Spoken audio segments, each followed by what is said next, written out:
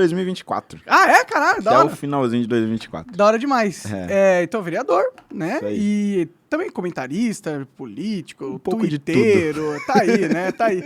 Obrigado por ter vindo, mano. Valeu. Imagina, que isso, eu que agradeço. Tá, a gente tava conversando aí de como a gente tava se sentindo com a vida, né? E parece que você tá no mesmo bar que eu, você não tá muito otimista. Não, nem um pouco. A situação tá bem triste, velho. Tá bem triste. Todas as vezes que eu vou me pronunciar na internet, eu penso muito bem o que eu vou twittar, o que eu vou falar, etc. Fiquei um tempo na Jovem Pan, inclusive, comentando em alguns programas, e era pior ainda, né? Porque é uma emissora, concessão pública e tal. E aí o estresse é muito maior porque a Jovem Pan foi censurada na prática, né? Está sendo perseguida, né? Perderam exatamente. Patrocínio por causa de Várias pessoas organização saíram criminosa, de lá. né? Que Exatamente. fica fazendo queima de reputação nos outros, né? Apontando, fazendo imputação de crime aos outros pra caramba, né? Exato. E aí Te sabe o tira nome patrocinador, deles, né? Pois é, exatamente. Então o momento é realmente muito tenso, né? Eu, por exemplo, nem quero mais vir candidato a vereador, né? Esse é o meu último mandato. E aí, se vier candidato, venho só em 2026 agora, porque nesse momento específico que a gente tá vivendo é muito difícil E deve estar ser na mais política. chato ser vereador, né? Vamos ser só sinceros. Porque você não tem muitos assuntos relevantes, né? Assim, se for para comparar deputado estadual e vereador, o vereador ainda faz mais coisas que o deputado estadual. Mas a maior parte dos assuntos é nome de rua, nome de escola que você vai trocar, feriado que você vai inventar. Por exemplo, recentemente a gente votou o dia da harmonização facial Ah, não é possível. e o dia de pular corda. Ah, esse eu até gosto. Tipo assim, sabe? Bate um desânimo. Tô há 6 anos nisso. 6 anos discutindo o dia de pular corda e o dia da harmonização facial é uma puta de uma sacanagem. Enquanto em Brasília você tá discutindo assuntos sérios, né? Então dá um desânimo nesse Mas sentido eu também. vou te ajudar nesse sentido, porque em Brasília, na verdade, ninguém tá fazendo nada também, né? Eles estão só discutindo, mas não estão fazendo nada. E não estão discutindo assunto sério porque eles não podem falar a verdade lá. Tem né? isso Então, também. Não sei se de vereador para deputado federal, hoje em dia tem alguma diferença, porque ninguém consegue fazer nada mais na máquina pública de verdade, né? Inclusive agora, recentemente, acho que foi hoje ou ontem, a gente teve mais uma decisão proibindo os deputados federais de fiscalizar a situação da pessoa que foi preso no 8 de janeiro, né? Eu fiquei sabendo, só pode entrar com a permissão do permissão Marechal Xandão. do Alexandre. Então, tipo assim, é inacreditável isso. Uma das funções do deputado é justamente fiscalizar. E agora, para ele fiscalizar, ele precisa de uma autorização judicial. Tipo, isso nunca existiu na história do país. É absolutamente inacreditável o que está acontecendo. Sim. É triste, na verdade, né? Mas aí você pensa em continuar na política, se você, depois de ser vereador? Assim, a minha ideia é, saindo agora da política, ajudar mais nos bastidores, né? Principalmente com formação, que eu acho importante a gente formar novos políticos, novas lideranças políticas, e até conversei com o meu partido sobre isso, montar um projeto para tentar oferecer um curso, alguma coisa assim. E ajudar também aqueles que forem eleitos em 2024, porque isso foi uma coisa que eu percebi. Às vezes, você tem muitas pessoas que são eleitas com boas intenções, mas elas não sabem como funciona a Câmara Municipal, o regimento, etc. E demora meses para a pessoa ir se adaptando até que ela consiga realmente entregar alguma coisa de fato. Então, acho que talvez eu prestando um serviço para esses novos vereadores que vão chegar em 2025, na verdade, eu possa, de alguma forma, nos bastidores ajudar mais. Aí, em 2026, eu posso vir candidato ou não, né? Talvez eu me consolide nesse meio. Ou até me consolide como comentarista também. Exatamente. Você tá indo bem na internet, Uma né? espécie de consultor barra comentarista barra tudo ali. Entendi. É legal, eu acho da hora. O assunto política é legal, entendeu? Política é legal, assim, é um jogo. É um jogo legal, um jogo divertido, um jogo complexo e divertido. Só que o ambiente político é uma merda. Tá lá no meio, é muita treta. Parece que você tem que viver com paranoia se você quiser ser um bom político, sabe? Para caralho. Porra, que merda, né? Ter que viver com paranoia. Eu não sei se eu queria essa vida pra mim, tá ligado? Se bem que eu vivo um pouco paranoia e nem sou político, né? Mas tô sendo toda hora atacado. Então talvez não seja tão diferente do que eu vivo hoje em dia. Tipo, quando eu cheguei, no meu primeiro ano de mandato e tal, ainda tinha uma expectativa maior, né? Porque, naquele momento a gente tinha acabado de derrubar a Dilma, aquela coisa toda, tipo, o povo tava meio que descobrindo o seu poder nas ruas e na internet, né? Mas aí, conforme o tempo foi passando, é como se a energia dessa coisa ela fosse acabando, tivesse uma data de vencimento. E aí a gente não conseguisse mais transformar as coisas, né? Uma experiência que eu tive muito positiva quando eu entrei lá foi construir dialogando com o diferente. Uma coisa que agora está cada vez mais difícil. Eu entrei na Câmara achando que, mano, se você é do PT, eu não vou ter o mínimo de diálogo com você. Não vou conversar, não vou construir, que é impossível a gente construir alguma coisa juntos. E eu tive uma experiência muito boa com o Suplicy, né? Troca de experiências e tal. Eu fui a favor de um projeto dele, que era o renda mínima, que acabou se transformando em renda emergencial. E ele acabou também sendo a favor de um projeto meu, que era o revogaço, né? Revoguei várias leis inúteis, burocráticas e tal. Hoje, esse tipo de diálogo na Câmara Municipal, ele é praticamente impossível. Não dá. Todo mundo do PT enxerga a direita como uma fascista, etc., que não tem o direito de falar, tem que ser censurado mesmo, etc. E do lado de cá também não tem uma disposição de procurar o diálogo. Então, acaba ficando um ambiente insustentável, porque você tem que ver aquelas pessoas todo dia, entendeu? Sim. Como é que você vai ver uma pessoa todo dia com quem você nem consegue conversar, velho? Não dá pra chegar lá e trocar uma ideia? E aí, como que tá? Hoje é impossível. Se você chegar lá e fizer isso, e aí, como que tá? O que ele vai fazer? Vai bater em você? Ele olha com uma cara, tipo, tá bom, bom dia, boa tarde e tal. Tipo, vai cortar logo, assim, mas, friamente. Tipo, não tem aquele ambiente de você sentar e, mano, deixa eu entender seu projeto, deixa eu te explicar o meu, etc. Você só consegue conversar com quem é do mesmo núcleo político que você. E veja, naquela época que eu conversei com o Suplicy, que a gente teve essa troca, tinha acabado de rolar o impeachment, né? Ele tava no partido que tinha acabado de sair do governo, chamando todo mundo de golpista, E você tinha etc. participado E eu tinha participado, sim, organizei as manifestações e tal. Mas o momento de intolerância que a gente vive agora é muito maior, porque agora não é que é discordância política, eles querem realmente calar o adversário. É guerra mesmo. Tá com guerra. No sentido, você não tem o direito de falar.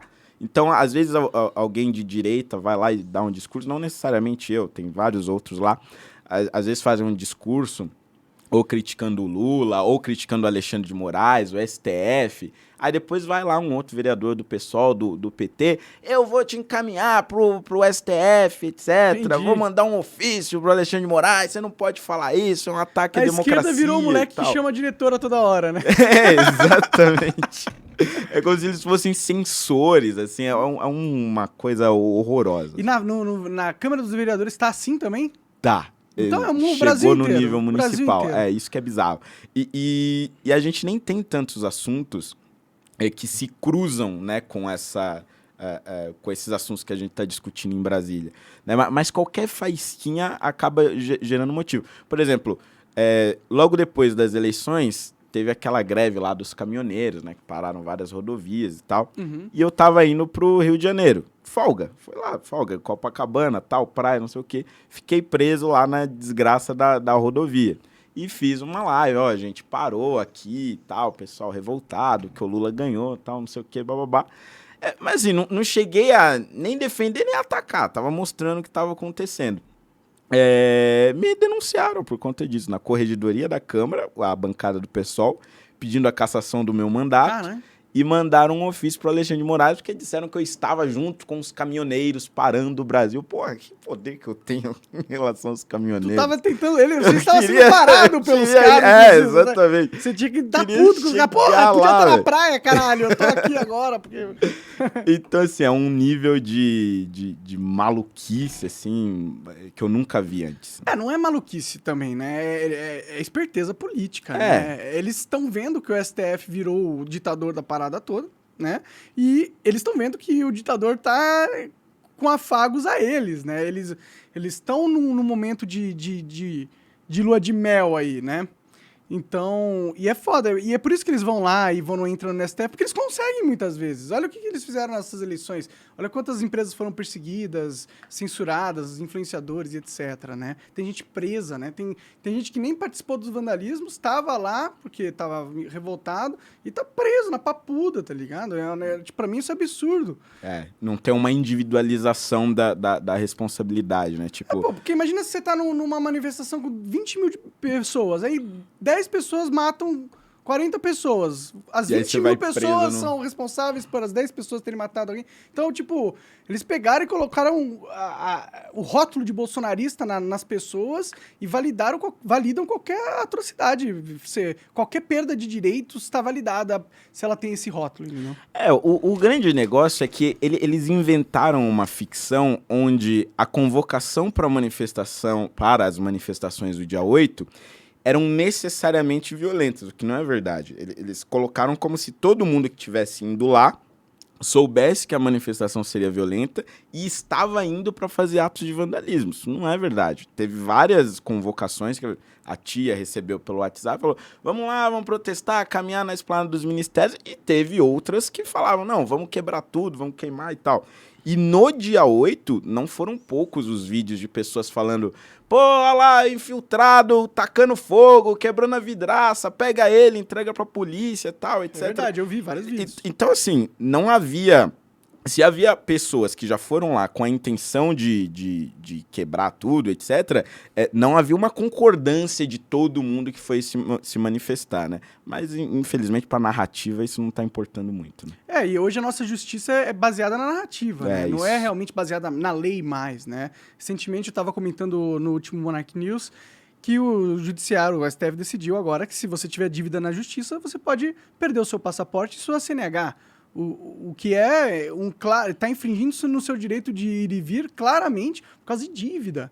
Ou seja, os bancos hoje no Brasil, eles estão também, né, esse é um outro grande, a gente tem o PT, um grande aliado do STF, tem os bancos também, um grande aliado do STF, que na verdade todos eles são aliados entre si, pertencentes a uma grande oligarquia, que tem por si só uma aliança com a oligarquia internacional, que são os globalistas. Então, tudo que acontece aqui no Brasil, ele vem viabilizado pelo poder dessa estrutura internacional que hoje influencia muito o Brasil e o resto do mundo, né? Caralho, você foi longe, hein? Você discorda?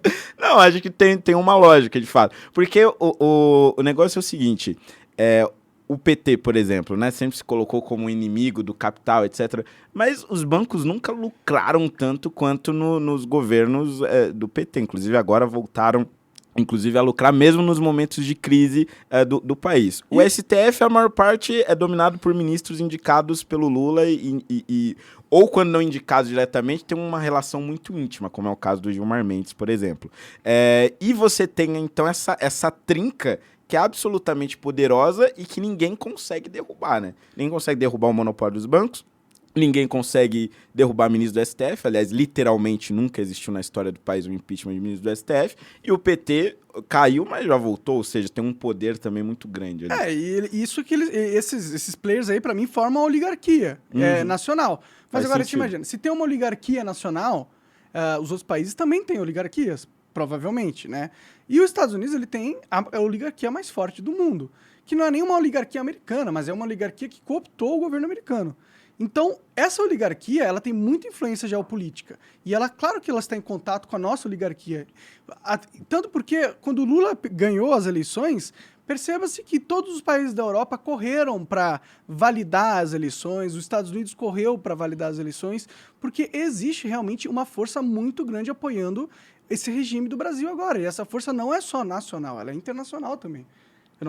Eu entendo que as pessoas não estão acostumadas a ouvir isso, mas o mundo é muito grande, tá ligado? E o Brasil é um país muito fraco geopoliticamente falando. Então a gente é muito suscetível e vulnerável a ataques políticos vindo do exterior. Só que eu acho que no caso dos Estados Unidos, ainda as instituições elas são muito fortes. Ou seja, por mais que existam oligarquias, etc., a liberdade individual ela é muito maior e você tem uma disputa de poder verdadeira ali, né? Quer dizer, eu acho que há uma disputa real entre republicanos e democratas. Não é uma disputa como a gente tinha aqui até pouco tempo atrás, em PT e PSDB, que no fim era a mesma coisa. Quer dizer, aqui a gente tem disputas falsas e enquanto um grupo só domina a coisa toda. Lá não, lá você tem uma certa variedade de grupos, que sejam duas grandes oligarquias, a gente pode dizer assim, mas há uma disputa. Aqui no Brasil não, as instituições são fracas e são dominadas por um único grupo. Acho que essa é a diferença, talvez. Eu não sei, eu entendo essa visão, mas eu não sei se eu vejo da mesma forma, para ser sincero. Eu acho que a dinâmica de poder que está acontecendo aqui no Brasil é muito semelhante à que acontece nos Estados Unidos. Você fala que eles têm instituições fortes, e eu acho que comparado ao Brasil, qualquer potência do tamanho dos Estados Unidos vai ter uma instituição mais forte do que essa república de banana que a gente vive. Mas, por mais que eles tenham uma instituição mais forte, eu não consigo achar que as instituições americanas hoje pertencem a realmente o povo americano. Quando você tem a CIA, o FBI, você tem o complexo industrial, que pegam e usam do governo americano para ganhar dinheiro, para avançar geopoliticamente com seus negócios, enquanto você tem em Ohio um trem descarrilhando, causando um desastre químico de gigantes proporções, e o governo simplesmente não dá nenhuma moral para os caras que moram em Ohio e, ao mesmo tempo, está dando centenas de bilhões de dólares para defender a Ucrânia na guerra contra a Rússia. Então, eu não acho mais que as instituições americanas pertencem realmente ao americano. Eu acho que elas foram cooptadas por essa oligarquia e servem apenas a ela, igualzinho no Brasil. E a nossa oligarquia é, subsequentemente, submissa à oligarquia do exterior, na minha opinião, assim. Caralho, eu não sei se eu chego tão longe assim. Eu não sei. Você já ouviu falar de globalismo? Já ouvi falar, principalmente pelo Olavo de Carvalho. E o que você acha? Você acha que é a teoria da conspiração, o globalismo? Olha, a primeira vez que eu entrei em contato, eu enxerguei como uma teoria da conspiração. Só que conforme as coisas foram se desenrolando, né, e tem muito disso, né, principalmente depois que o Olavo morreu, muitos vídeos dele de anos atrás, tratando de coisas que aconteceriam depois e de fato estão acontecendo, acabaram se demonstrando que tem realmente um certo sentido. Mas eu não sei se essa coisa do globalismo é uma coisa pensada e planejada, no sentido de tem oligarcas que sentam numa sala e decidem qual vai ser o futuro da nação, ou estão planejando de forma clara e objetiva a construção de um governo mundial. Acho que há uma tendência nesse sentido, mas não sei se planejado.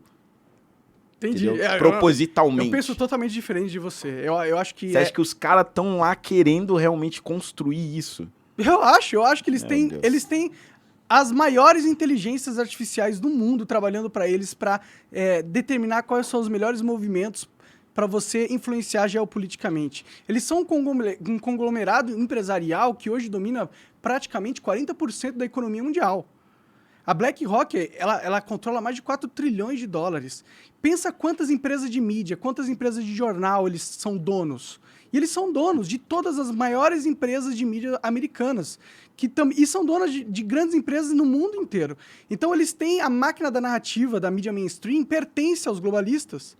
Então, e essa narrativa que hoje a gente vê surgindo aqui no Brasil, essa cultura woke, essa coisa de gênero neutro, e não existe mulher mais, você pode ser o que você quiser, e muitas outras coisas, essa cultura, ela não foi uma cultura germinada dentro do território brasileiro, ela foi uma cultura exportada pela máquina oligárquica internacional, principalmente dos Estados Unidos e Europa, para o Brasil, para eles controlarem as coisas aqui também.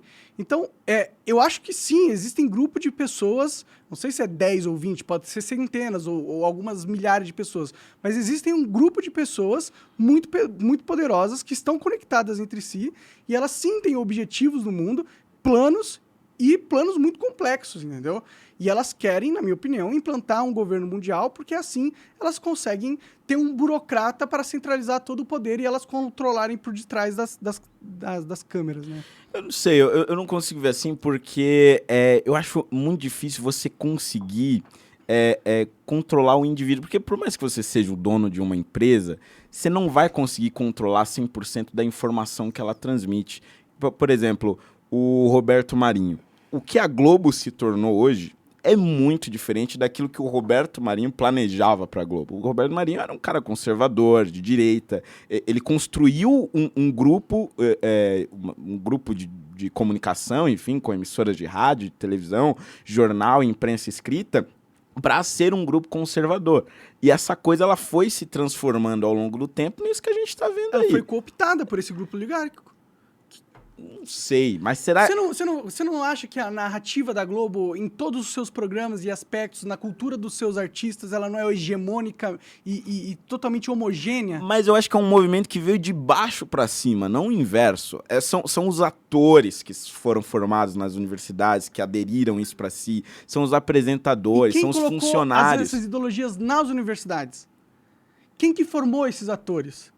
Quem que fez essa cultura? Mas o negócio não é um negócio proposital, é um negócio orgânico que vai se espalhando. Não é orgânico. Nada nesse mundo é orgânico de verdade. A única coisa orgânica que aconteceu foi quando a Terra surgiu e os animais surgiram. Depois que inventaram o homem, não tem mais nada orgânico. É tudo politicagem, pô. Por exemplo, você é dono da... Imagina um cenário hipotético aqui no Brasil. Você é dono da Rede Globo, do SBT, da Record, da Jovem Pan... de todas as mídias, praticamente. Você é dono de tudo. Você quer que uma narrativa que você construiu seja verdade. Você pega e põe essa narrativa nesses seus canhões que você possui e fala, replica essa minha narrativa 24 horas por dia. Quanto tempo você acha que vai ter a maioria da população pensando na narrativa que foi posta a ela? Mas você está tratando as pessoas e os comunicadores contratados pela empresa como máquinas. Peões. Não, os jornalistas, eles pensam por si. E o telespectador, ele pensa por si. O jornalista pensa por si. Você acha que o William Bonner pensa por si mesmo? Se a empresa que eu tô, é o caso, por exemplo...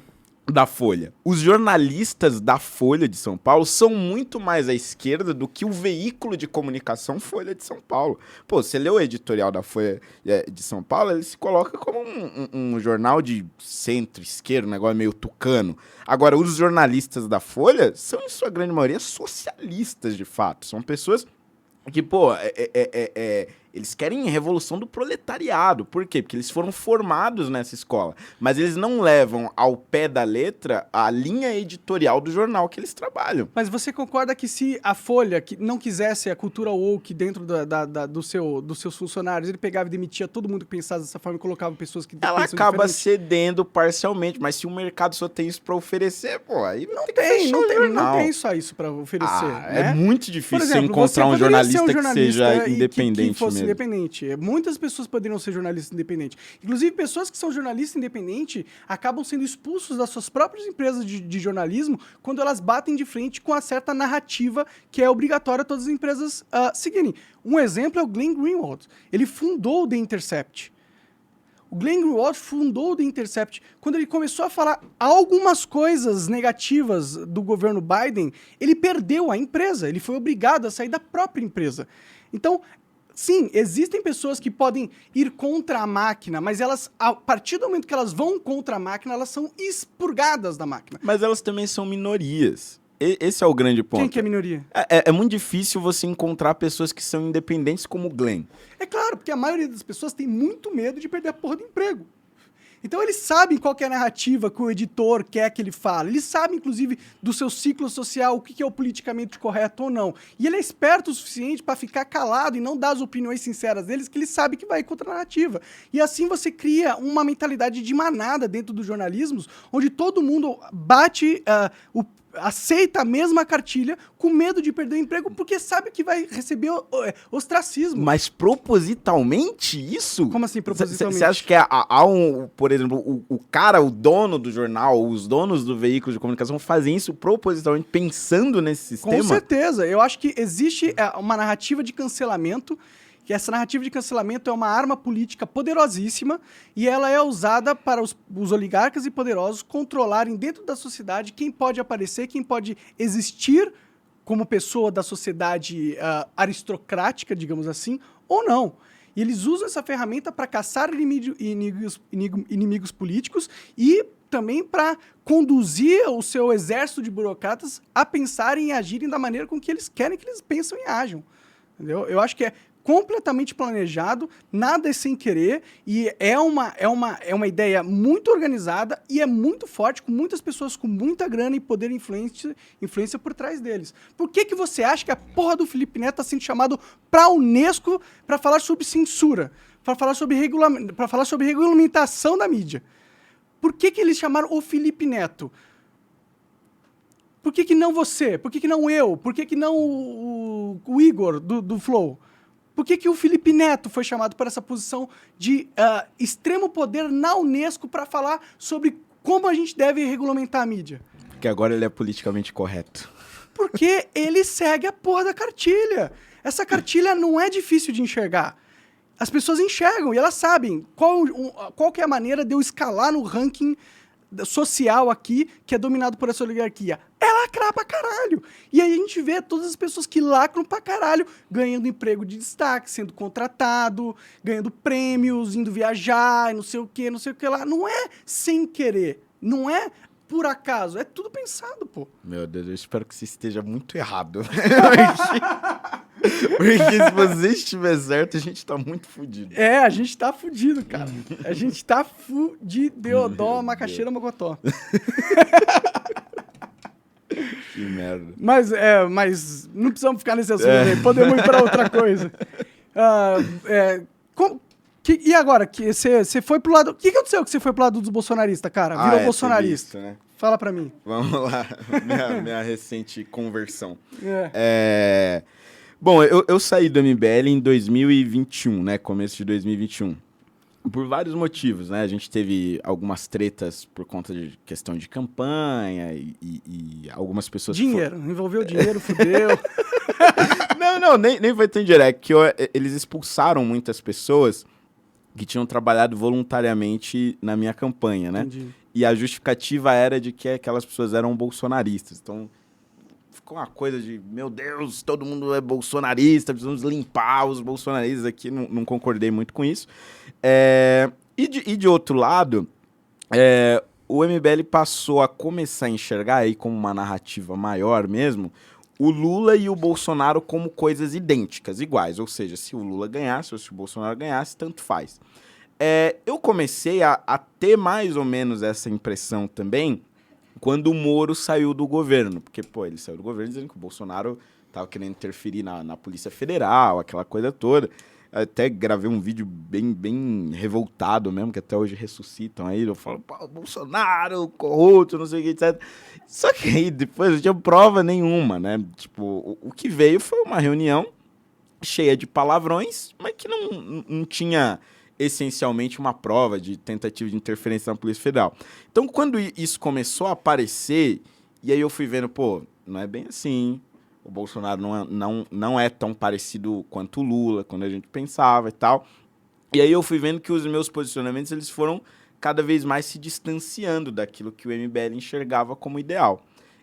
Até que chegou um momento que eu peguei e falei, não dá mais. Mas ainda não virei um bolsonarista, digamos, eu não gosto muito desse termo, né, mas... enfim, não virei um bolsonarista propriamente dito.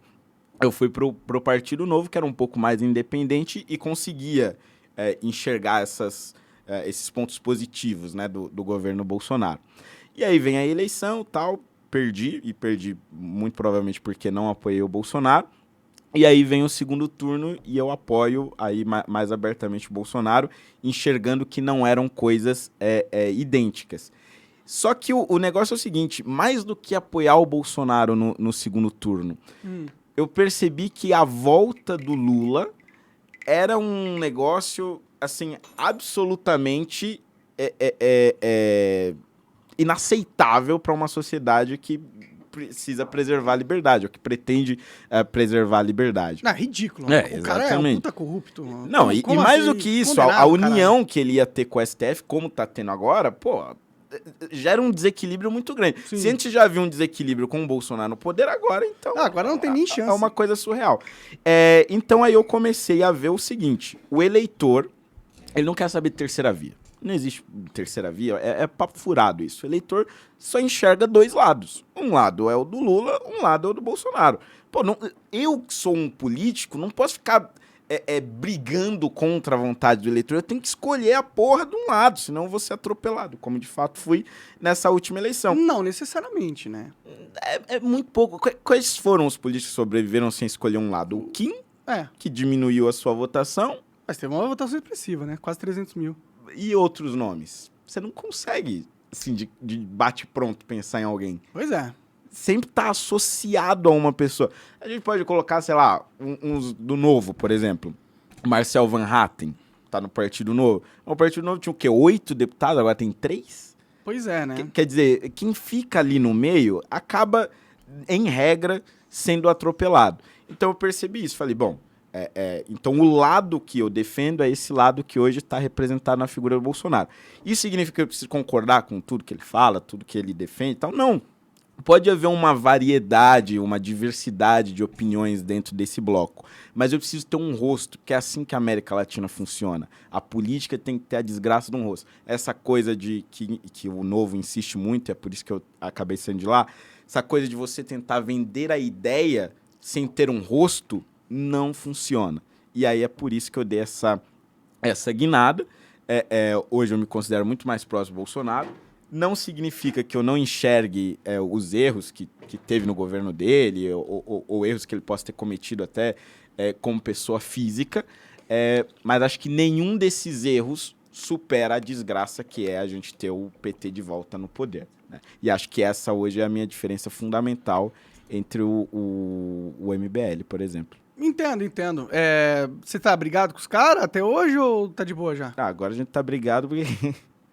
que a gente teve umas tretas públicas, né? Entendi. O Kim, recentemente, num podcast, disse que eu tinha ficado maluco, tal, virei bolsonarista, e aí eu respondi dizendo que eles viraram um movimento de centro-esquerda, tal, enfim, teve umas rusgas. Eu não gosto dessa parada de usar a pecha de bolsonarista como se fosse um rótulo para você desumanizar as pessoas e considerá-las descartáveis, porque hoje em dia a palavra bolsonarista virou isso, virou um rótulo que você coloca em alguém para jogar ele no ostracismo máximo e assim invalidar qualquer maldade que você vá fazer com essa pessoa, falando, eu tô perseguindo ela, mas ela é bolsonarista, foda-se. É como se fossem pessoas totalmente desprezíveis e tal.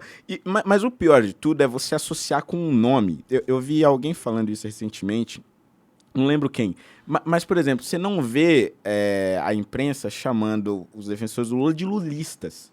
Ou eles são petistas ou eles são de esquerda. Mas na direita você associa com o nome Bolsonaro. Quer dizer, isso é reduzir e muito a ideologia da pessoa. Porque aquilo que eu acredito vai muito além do Bolsonaro em si. Existem coisas que eu defendo e pode ser que o Bolsonaro não defenda. Por exemplo, eu sou extremamente favorável ao casamento entre pessoas do mesmo sexo. O Bolsonaro sempre teve muitas reticências em relação a isso, mas eu tô dentro da categoria de bolsonaristas. Uhum. Então, eu acho isso muito preocupante quando você reduz aquilo que as pessoas acreditam a um nome, a um líder. Ele pode até ser um representante naquele momento histórico, mas não dá para você reduzir tudo que as pessoas acreditam em uma pessoa, né? Com certeza. É uma forma de você rotular a direita para impedir que ela se desenvolva de certa forma, né? Mas no final das contas a direita se comportou um pouco como bolsonaristas, infelizmente, assim. Existia uma radicalização na direita muito forte também.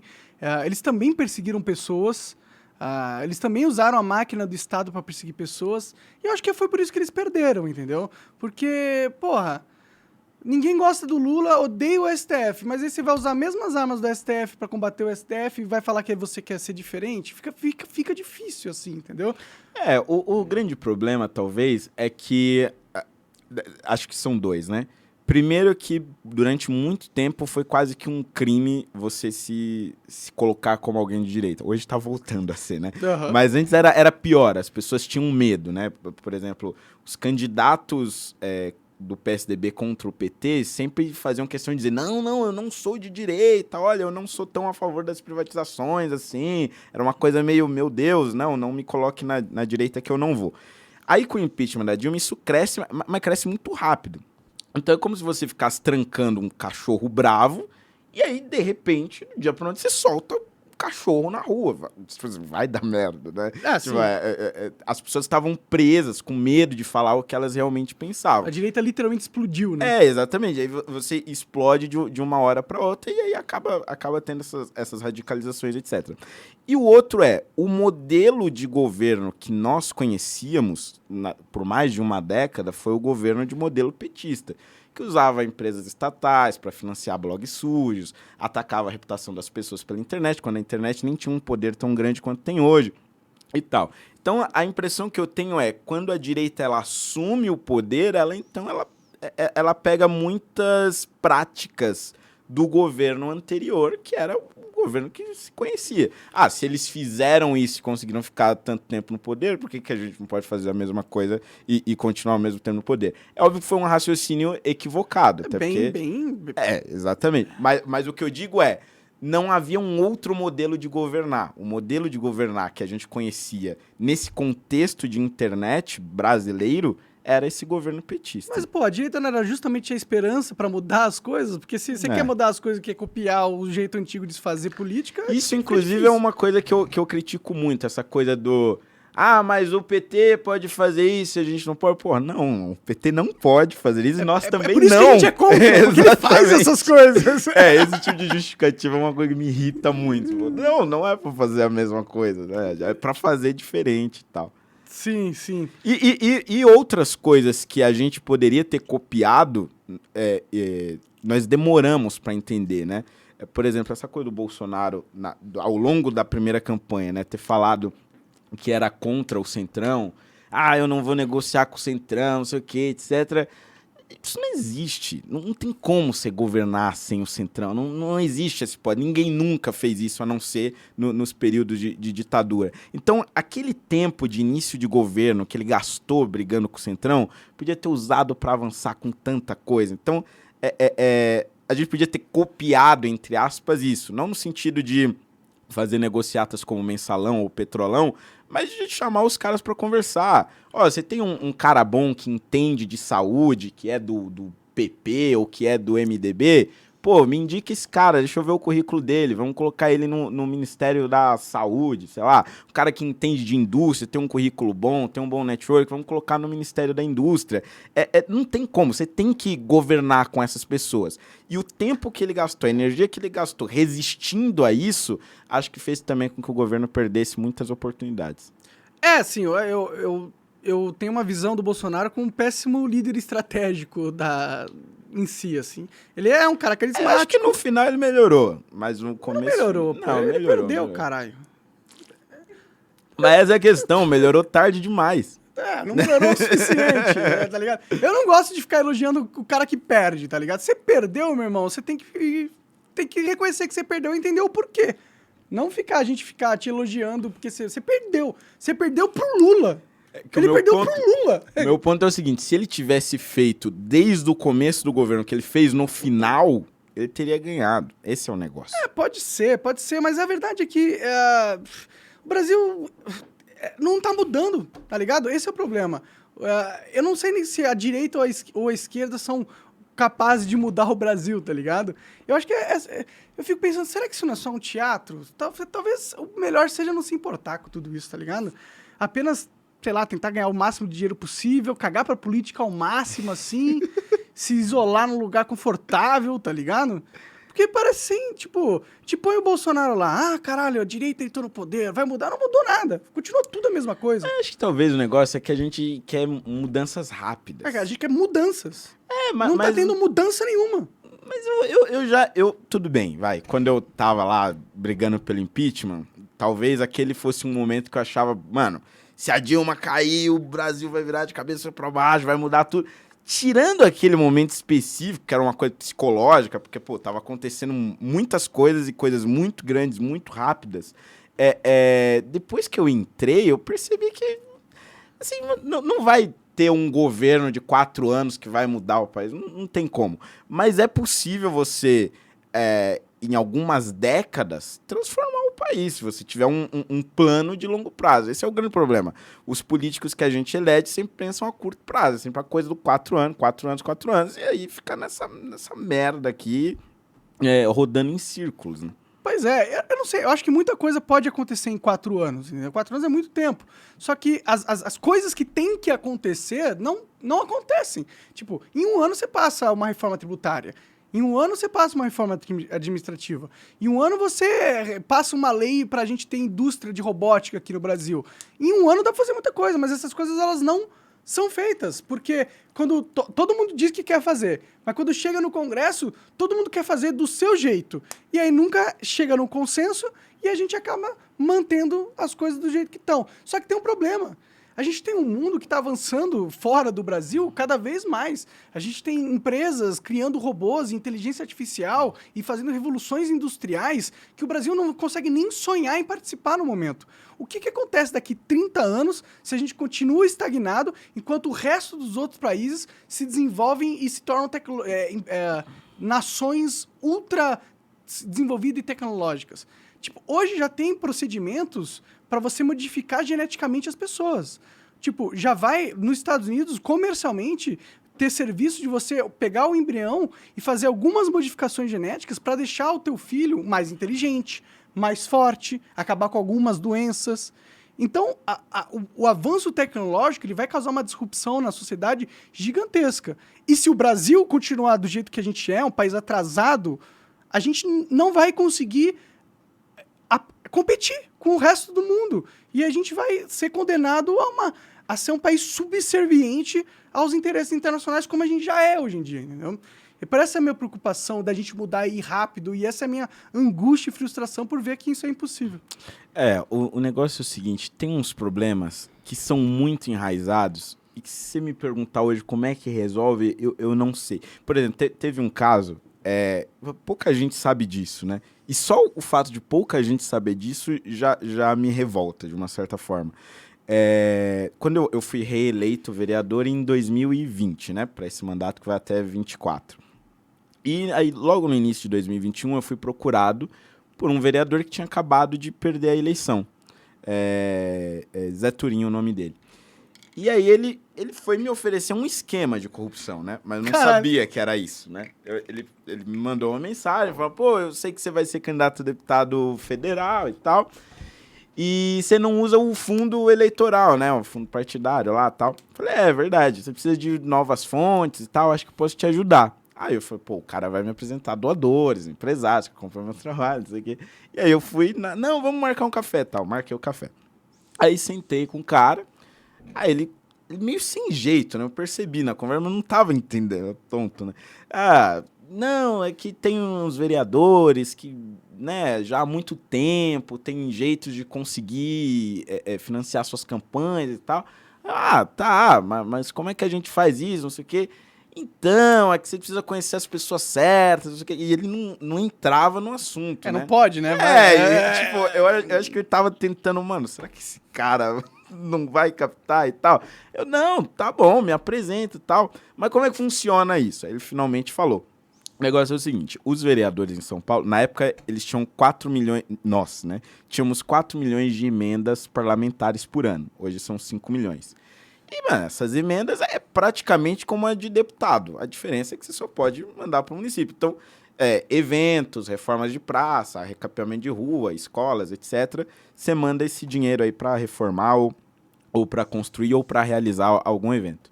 E aí ele falou, ao invés de você mandar para coisas físicas, né? Tipo, recapear uma rua, reformar uma escola, etc. Mande para eventos culturais, porque não tem licitação. Evento cultural, mano, o artista fala que o cachê dele é 100 mil, é 100 mil. Não tem como se fazer uma licitação, né? Uma métrica para comparar aquilo. E aí o negócio era, os artistas iriam superfaturar esse cachê deles e eu ia pegar 40% do que era pago. Então, isso explica muito do apoio dos artistas ao governo. Exatamente. Então, desses 4 milhões, eu ia tirar, sei lá, 1 milhão e... Quase 2 milhões na prática, né? 1 milhão e 600, 1 milhão e 700 mil. Por ano de propina. E isso ia voltar em dinheiro vivo. E aí ele falou, e aí você financia a sua campanha e tal. E claro, ele ia ter uma comissão nele. Aí, quando ele me ofereceu isso, eu fiquei meio estagnado, assim, tipo, eu não posso fazer cara de susto, porque senão o cara vai espanar, mas também não posso falar que sim, senão vou estar cometendo um crime e tal. E aí, a minha reação foi, tipo, tá, então a gente vai conversando, vou marcar uma nova conversa, não sei o quê. Voltei pro meu gabinete, conversei com o meu jurídico, falei, cara, o que dá pra gente fazer com isso, né? Porque eu não tenho prova, não gravei, ele só me falou e tal, não sei o quê. E aí foi onde a gente percebeu que dava para ir no MP e sugerir uma ação controlada. Que é tipo o que tinha acontecido com os Joesley Batista lá, que foram gravar o Temer e tal. Entendi, pra tipo, você ser um espião e tal. Se infiltra, me infiltrar no negócio. Falei, bom, vamos falar com o MP, né? Vamos ver o que eles falam. Marquei a reunião com os promotores, tal, do GAECO, que é o grupo de combate ao crime organizado. Aí contei toda a história e falei, realmente tem que fazer uma ação controlada, você tem autorização do juiz para você gravar as conversas e tal. Bom, eu topei. Só que eu topei meio que sem saber o pós, né? Mas vou chegar nessa parte ainda. Sem saber o pós, tipo, tá, e se me ameaçarem? Como é que eu vou me proteger? Enfim, mas maluco, fui lá e topei. Aí o juiz autorizou, algumas semanas depois, dizendo que eu poderia gravar. E aí eu gravei com um gravador em formato de pendrive, né? Eu colocava no bolso, porque o celular eles pediam para tirar em toda a reunião, e ficava em outra sala. Então eu entrava só com o pendrive no bolso. E aí ele foi me apresentando várias pessoas e tal. Não posso dar o detalhe de todas as conversas, porque nem tudo é público ainda. Mas, basicamente, o negócio é o seguinte. Esses vereadores que participam desses esquemas, e esses funcionários, e esses empresários, e esses artistas, não entendem o dinheiro público como um dinheiro das pessoas que eles estão pegando para si. Eles entendem como um pagamento por um serviço prestado. Então, o vereador ele está pegando a propina... Ele não entende como se ele estivesse pegando propina. Não, eu intermediei um negócio entre o poder público e o artista. Nada mais justo que eu ter uma comissão. Sim. Ah, mas isso não é legal. Ah, mas isso aí a gente vê depois. Sabe? Então, assim, eles não são ingênuos. Eles sabem exatamente. Mas eu digo, nas conversas entre eles, não é uma coisa do tipo, vamos roubar mesmo. Não, eles tentam se justificar moralmente. Como se aquilo, de alguma forma, fosse justo. E aí eu fiquei 3 meses participando dessas conversas, dessas tratativas.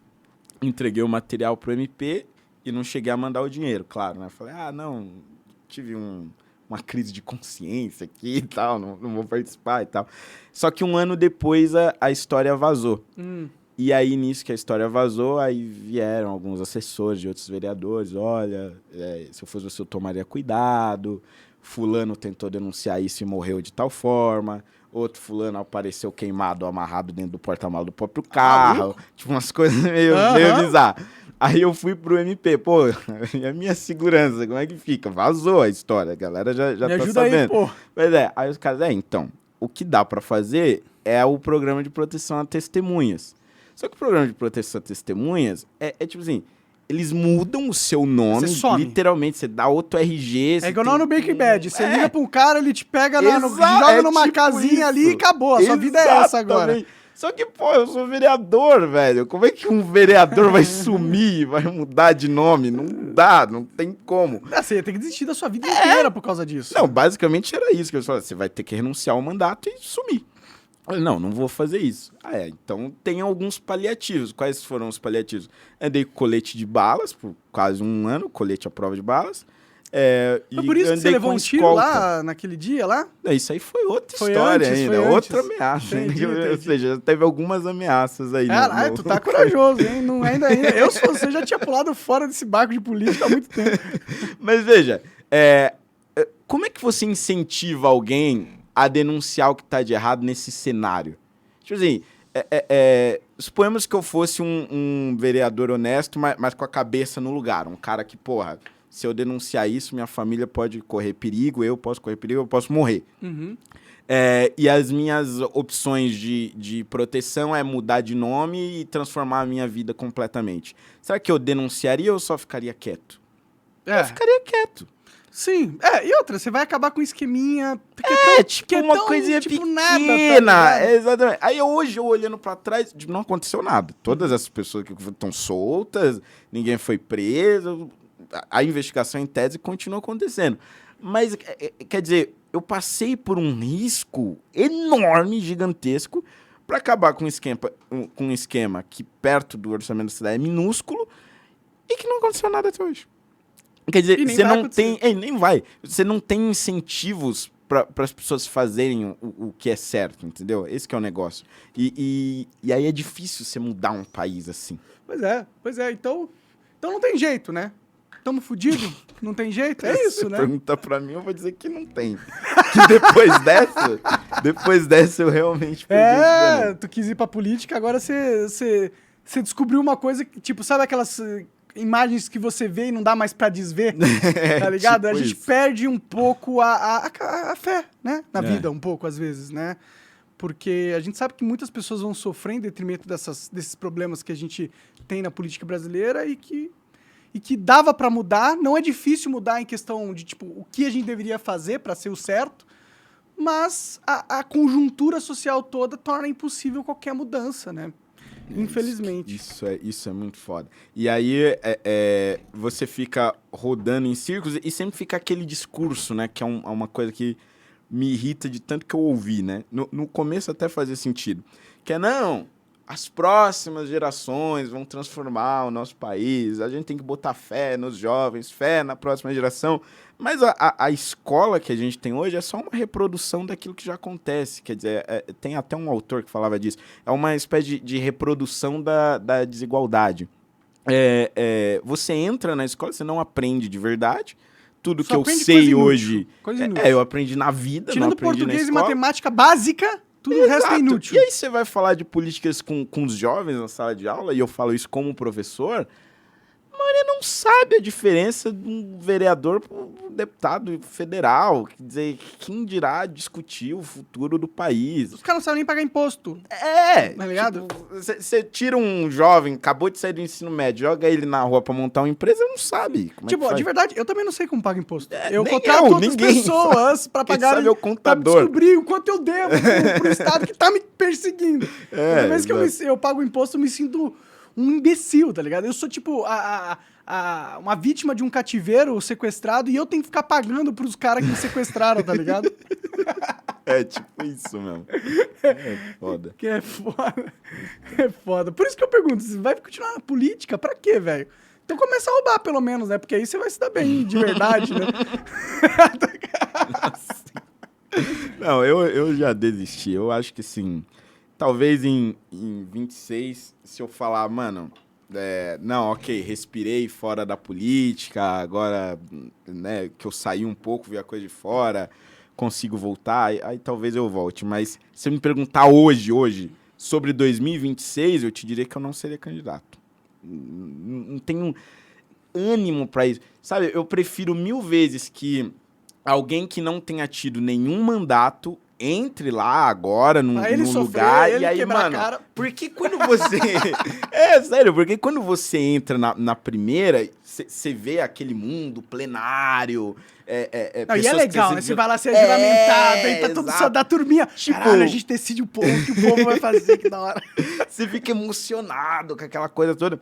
E aí aquilo te dá um gás, você fala, caramba, mano, eu vou trabalhar, etc. Aí passou 6 anos, que é o exato estágio onde eu estou agora, passou 6 anos nessa merda, aí você fala, mano, o que eu tô fazendo aqui?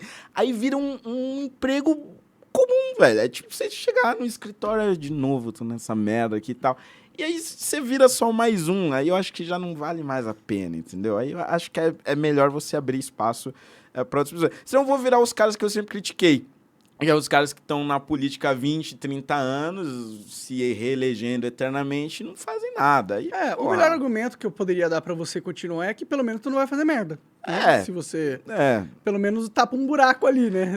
Mas, por exemplo, se eu consigo colocar outra pessoa no meu lugar que também não vai fazer merda, mas que vai ter esse gás, aí eu acho que é mais útil. Pode crer. E, trabalhar por trás das câmeras é bem mais legal. Dá pra você fazer... Você tem mais liberdade também. Tem mais decisões que você toma.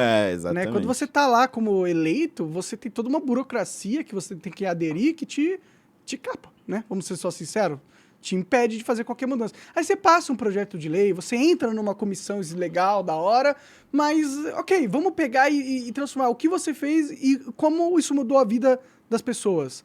Aí você vê, não mudou nada, as pessoas continuam passando fome, o país continua sem indústria nenhuma, a gente não refina gasolina, a gente não faz produto de alta tecnologia, a gente não tem uma pesquisa, a gente não lança foguete, a gente não tem satélite, não tem nada, o país só planta soja e cria gado, e é só isso que a gente faz, velho. Então é frustrante, cara. Mas eu acho que São José dos Campos está se tornando uma esperança nesse sentido, você tá acompanhando? Não, cara, o que tá acontecendo lá? Não, é porque eu fui visitar lá agora alguns institutos, né? Por conta da campanha de deputado, eu fui conhecer mais o interior de São Paulo. lá, eles sempre tiveram a Embraer, que sempre foi um sinônimo de tecnologia, mundial, uma referência e tal, etc. Só que nas últimas gestões, eles também estimularam a criação ou a chegada, né, de grandes empresas para desenvolver novas tecnologias. Então, você tem lá grandes laboratórios, por exemplo, da Nestlé, que busca desenvolver novas tecnologias de fabricação de alimentos, etc. e tal. E aí você vai capturando mentes jovens e inteligentes da escola pública e da escola privada, e vai colocando dentro desses laboratórios tecnológicos, tentando desenvolver novas tecnologias para diferentes ramos da indústria, assim. Tipo, não é algo gigante, não é algo super inovador, mas foi a primeira tentativa que eu vi de construir uma espécie de... Um laboratório de novas tecnologias, né? Uma espécie de grande laboratório tecnológico e tal, com vários incentivos econômicos para desenvolver essas tecnologias. Eu não vi isso em nenhum outro lugar do país, então acho que assim, pode ser o começo de alguma coisa, velho. Sim, eu acho da hora todas as iniciativas, só que a escala delas tinha que ser... tem que muito ser pequeno. Outro nível pra gente quiser... Se a gente quiser competir com a China, se a gente quiser competir com os Estados Unidos, com o Canadá, com a Europa, se a gente quiser realmente competir, tá ligado? Chegar com o pau na mesa e falar assim, ó, vamos fazer desse jeito, porque senão a gente faz não sei o que, a gente faz negócio, tipo, ser um player realmente ativo geopoliticamente. Hoje o Brasil, ele é escravo, né? A gente é, tipo, do contexto internacional, né? Os Estados Unidos decide muitas das políticas. No passado, os Estados Unidos já deu golpe no Brasil. Eu acho que tem um presidente americano que admitiu que trabalhou com o exército para dar golpe. Então, tipo, a gente nunca foi dono do nosso nariz. O Brasil nunca foi dono do próprio nariz, tá ligado? Até as teses de desenvolvimento do Brasil passam pela dependência dos países desenvolvidos. Por exemplo, o Fernando Henrique, antes de ser presidente, ele escreveu um livro, eu não vou lembrar exatamente o título, mas era alguma coisa no sentido... o desenvolvimento da América Latina através da dependência, ou alguma coisa mais ou menos parecida assim. Mas a ideia qual era? Eu sou dependente dos países desenvolvidos, né? Eu necessariamente sou dependente dele. Então, ao invés de eu lutar contra essa dependência e tentar me tornar independente pelas minhas próprias forças, eu capturo o dinheiro que esses países vão me oferecer, porque eles vão comprar coisas minhas, etc. Não são produtos de alta tecnologia, mas eles dependem do meu mercado. E este dinheiro eu utilizo para desenvolver a minha indústria nacional, o meu ramo tecnológico, etc. Só que o negócio é o seguinte, ele achava que nós devíamos nos tornar dependentes cada vez mais de diversos países, não de um ou dois, como a China e os Estados Unidos. E através do aumento dessa dependência de vários países, nós conseguiríamos mais investimentos externos e com esses investimentos a gente desenvolveria a nossa tecnologia. Claramente não deu certo, né? Porque a gente está aqui até hoje. Mas o negócio é o seguinte, esse é o pensamento até hoje de boa parte da, digamos, esquerda moderada, assim. Ela acredita que essas relações de dependência não necessariamente são negativas. Só que a gente nunca consegue sair delas. Sim, mas e aí vira um ciclo vicioso. Eu concordo com o que você está falando, só que eu não atribuo à esquerda isso aí. Quem está interessado nisso é a oligarquia. Porque quem beneficia são as oligarquias.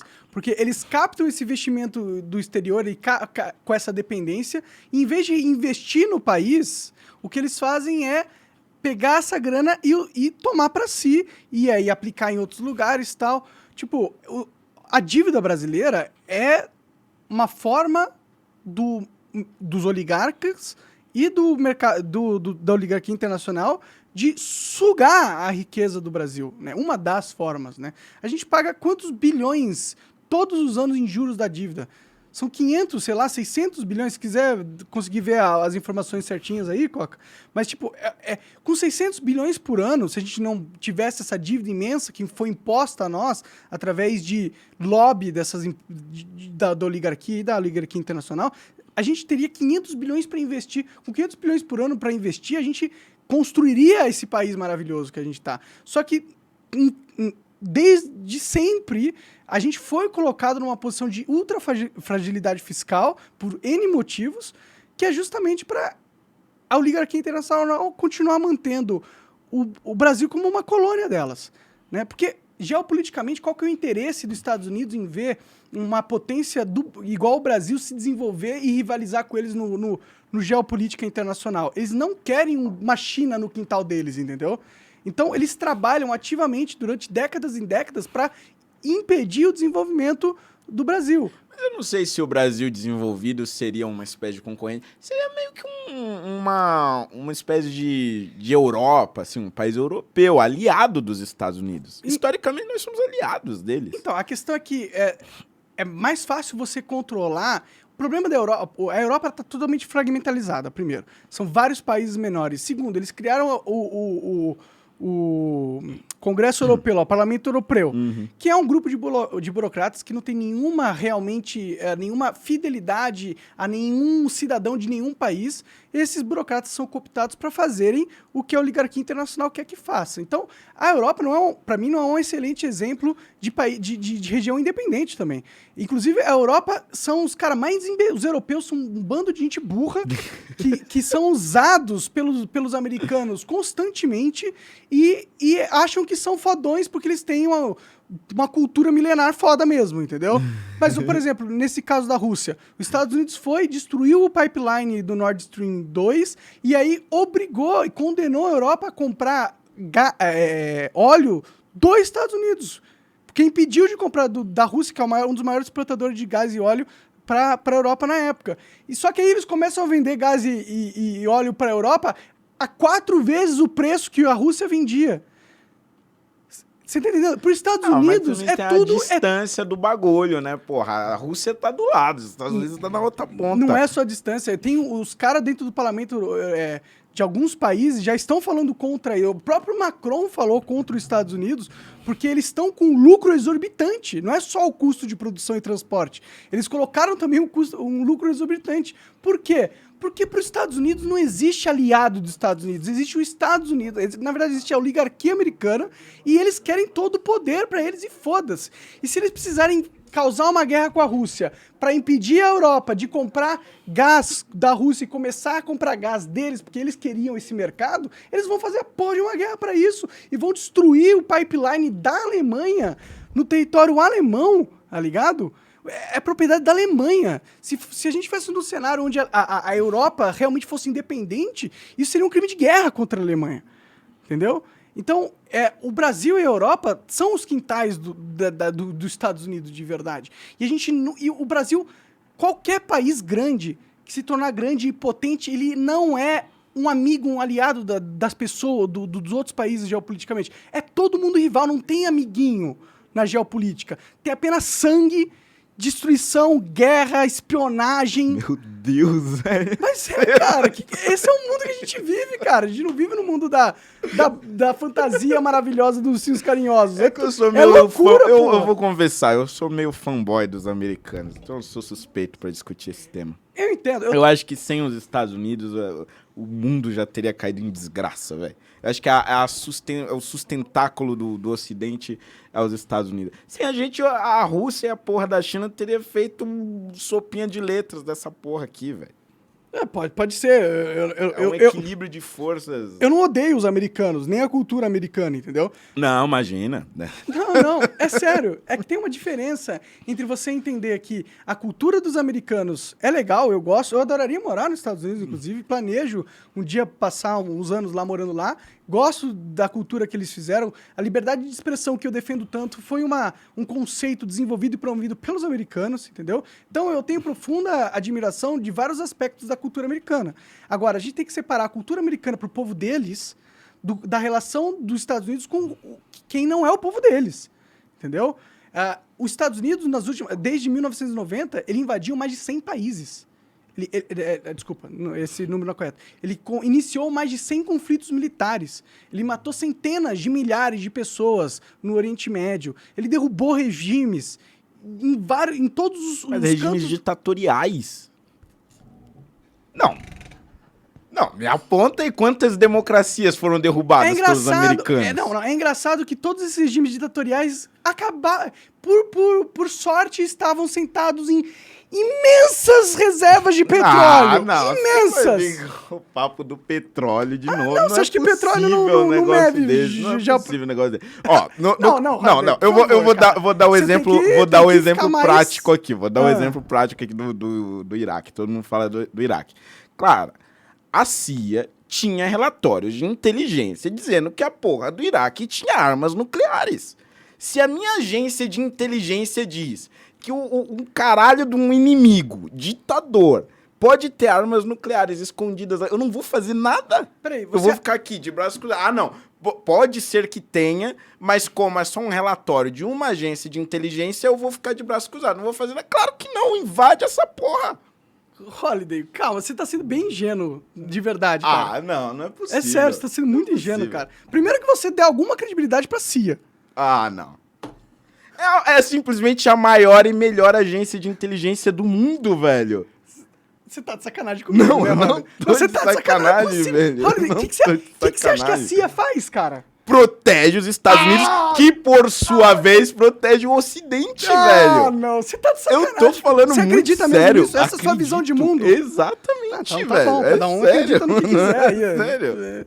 Não, porque... Eu acho ingênuo pra caralho. Inocente máximo. Eu acho que o negócio é o seguinte.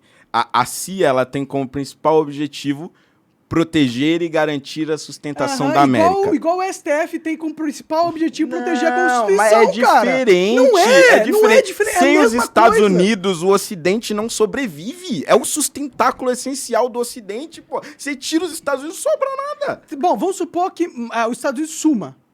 Desapareça. Fudeu. O mundo para de funcionar só porque não existe... É a ditadura geral. A China domina essa porra aqui, ó, num estalar de dedos. Tudo bem. Geopoliticamente vão ter muitas guerras pra estabelecer a posição de dominância. Não, mas as duas únicas forças grandes o suficientes que restam são grandes ditaduras. É a Rússia e a China.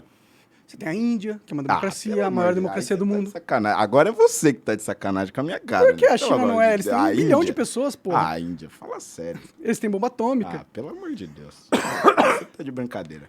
A Índia não é um país foda? Mas, pô, tu tá falando que a CIA realmente não faz mutreta? Não tô dizendo que não faz. Eu tô dizendo que as mutretas que ela faz... Qual país que os Estados Unidos entrou pra pôr democracia virou uma democracia? Qual país que ele entrou que quando ele entrou era uma democracia? Mas ele não entrou pra transformar em democracia? Não. Peraí, você argumentou isso. Não. Não, você argumentou que não era petróleo. Não. Eu disse que ele nunca destruiu uma democracia. Não, nunca destruiu uma democracia. Brasil foi destruída. A gente teve ditadura militar com o apoio dos americanos. A gente tava às vésperas de um golpe da União Soviética aqui.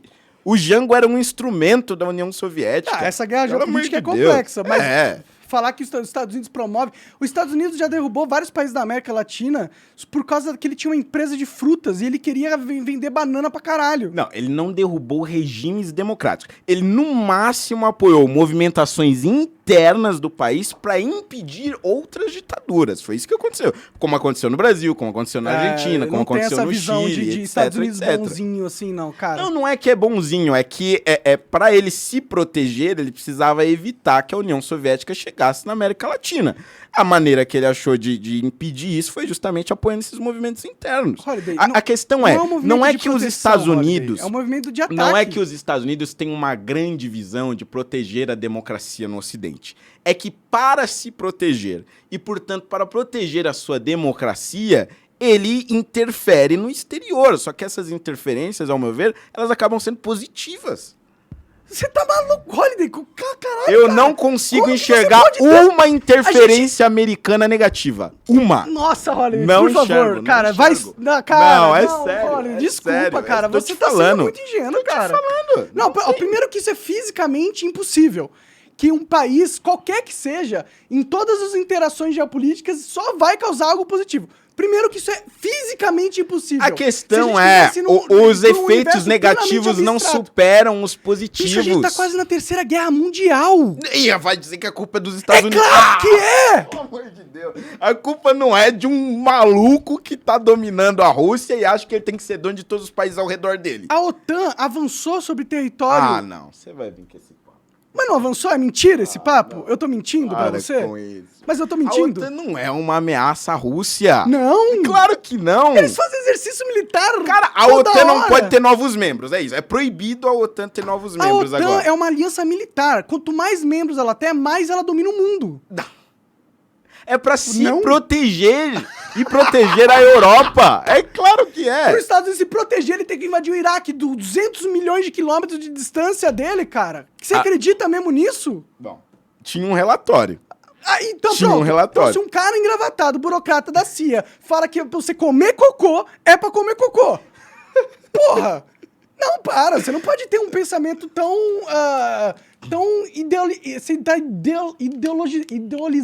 Caralho.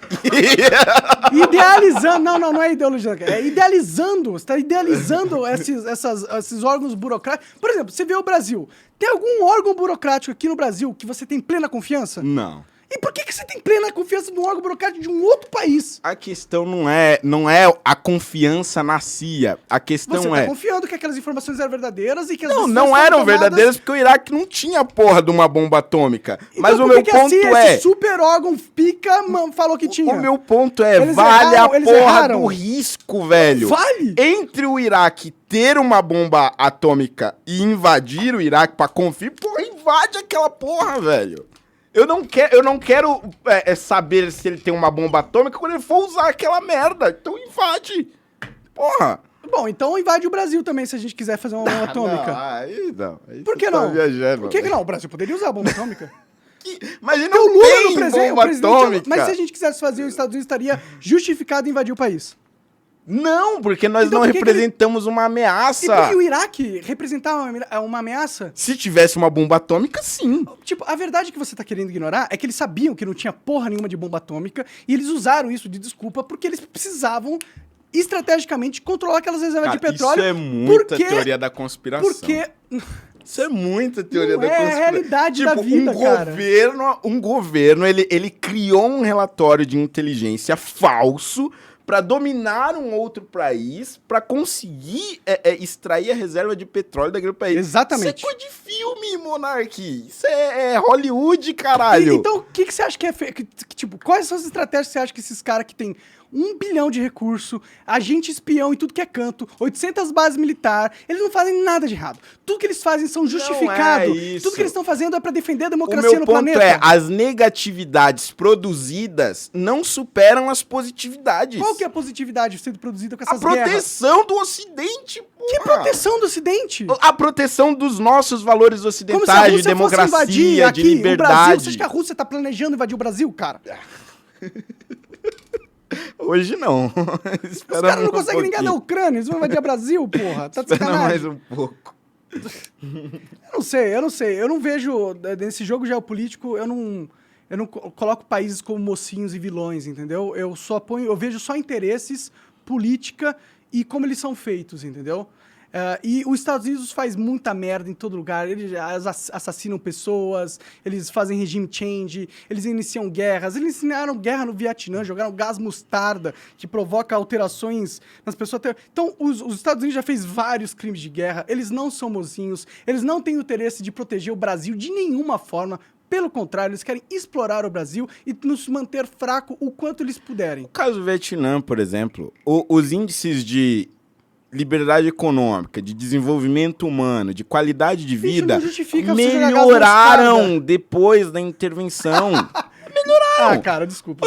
Hoje é um país onde as pessoas vivem muito mais, tem muito mais emprego, tem uma qualidade de vida muito melhor do que antes. Jogado gás mostarda. Não, a questão não é essa. A questão os americanos invadiram eles, desmataram, estupraram milhares de vietnamitas, jogaram gás mostarda, fazendo transformações absurda nos corpos das pessoas. Eles causaram o desenvolvimento econômico do Vietnã. Você tá de sacanagem, Eu não tô dizendo que eles deveriam ter invadido e que por terem invadido a vida deles melhorou. O meu ponto é o seguinte, quando eles levaram esses valores ocidentais para o Vietnã, a vida das pessoas melhoraram. O custo disso foi muito alto? Foi alto, mas o ponto é, hoje o Vietnã é melhor do que ontem. Por causa dos Estados Unidos ter invadido. Isso é A questão é, antes da invasão, era um país pior.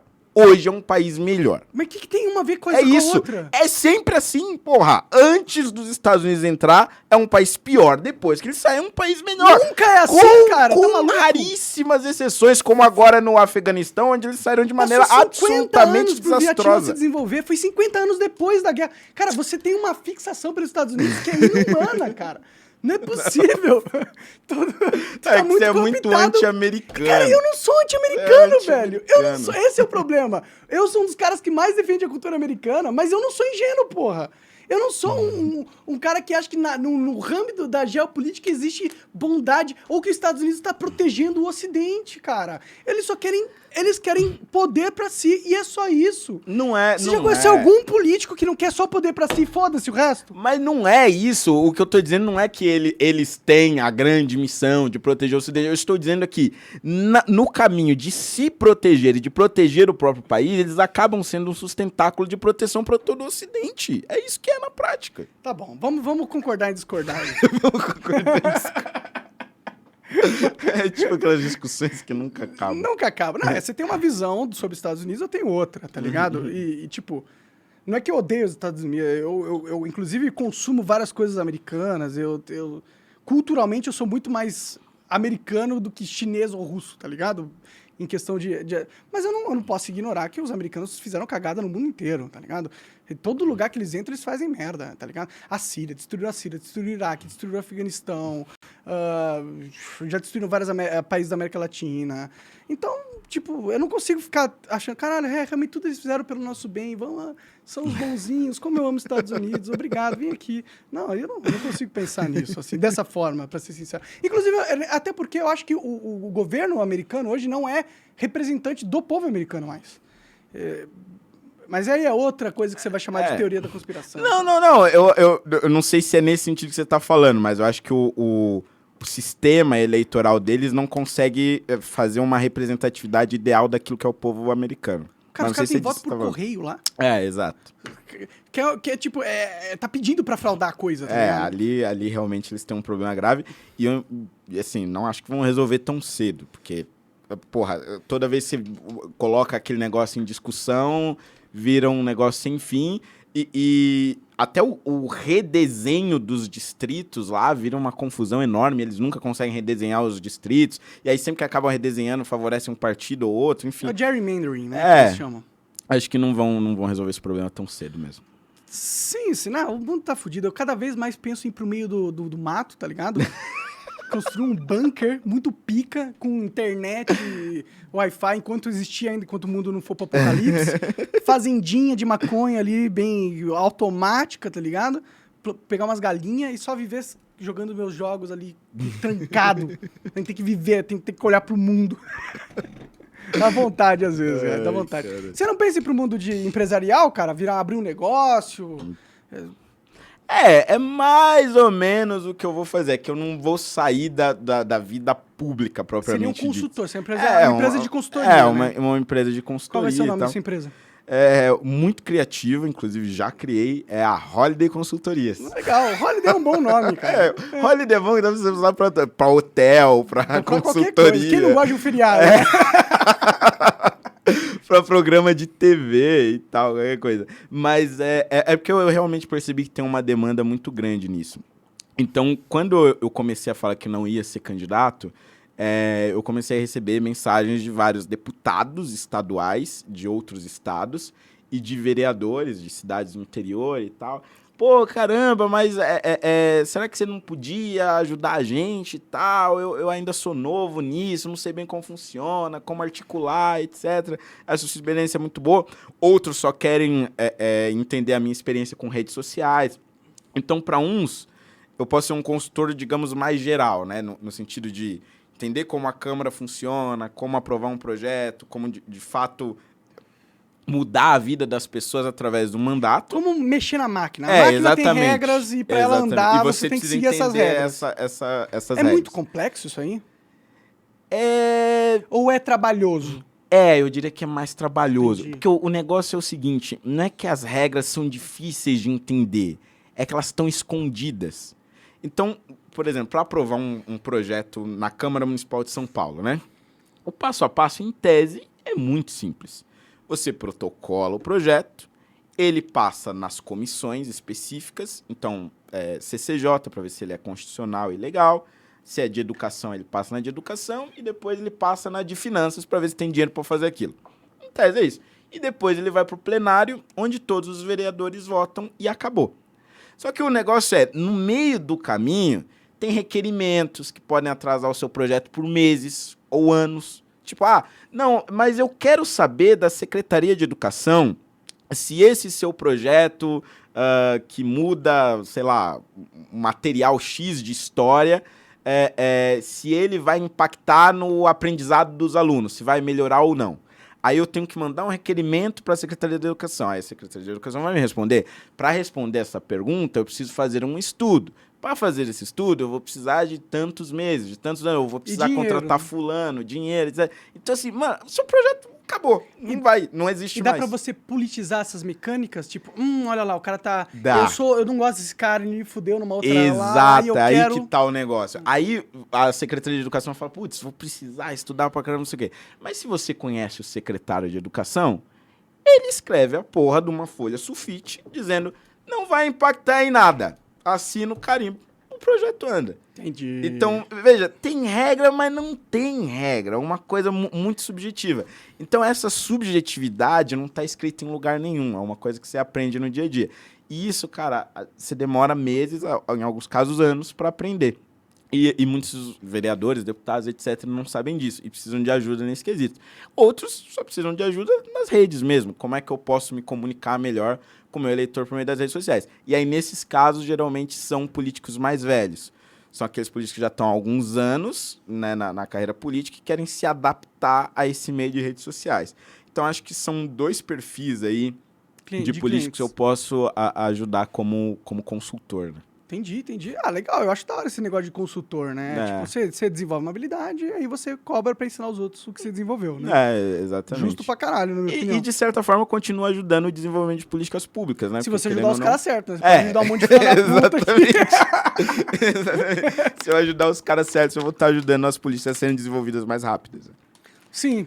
Legal. E a serem melhor comunicadas também, né? Não, legal demais. Acho um bom caminho. Boa sorte nisso aí. Eita, minha filha. Acerta, tá vendo? O governo globalista espionando a gente. Aos Estados Unidos. A gente falou dos Estados Unidos pra caralho, sabe? Aqui eles estão falando. Tô brincando. E, cara, vamos sair da política um pouco. Certo. É só a questão da sua sexualidade. Teve várias polêmicas aí envolvendo cara, isso. Isso é uma polêmica, porque nem eu entendo direito, né? Esse que é o negócio. Só pra você ter uma ideia. Quando eu entrei no MBL... isso 2015, eu me entendia como gay.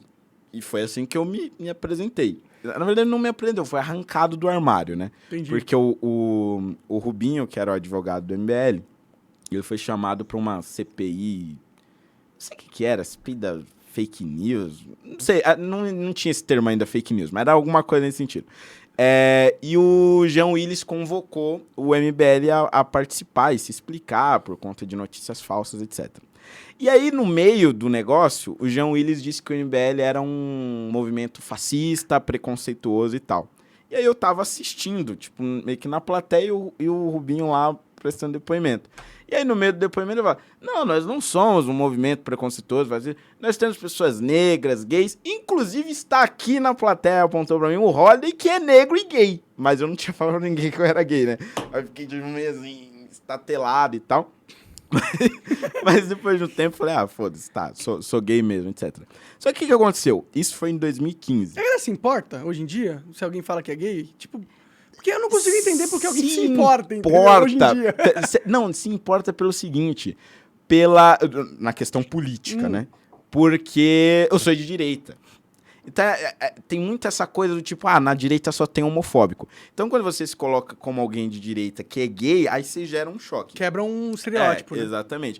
Mas eu acho que aquela reação homofóbica do tipo, só pela pessoa ser gay, eu não vi tanto na minha vida. Talvez, assim, um pouco mais na minha família que mora no interior da Bahia. Entendi. No interior do Nordeste, especificamente, eu acho que ainda é uma coisa muito pesada. O Nordeste ainda tem muito machismo. Tem uma cultura muito machista e tal.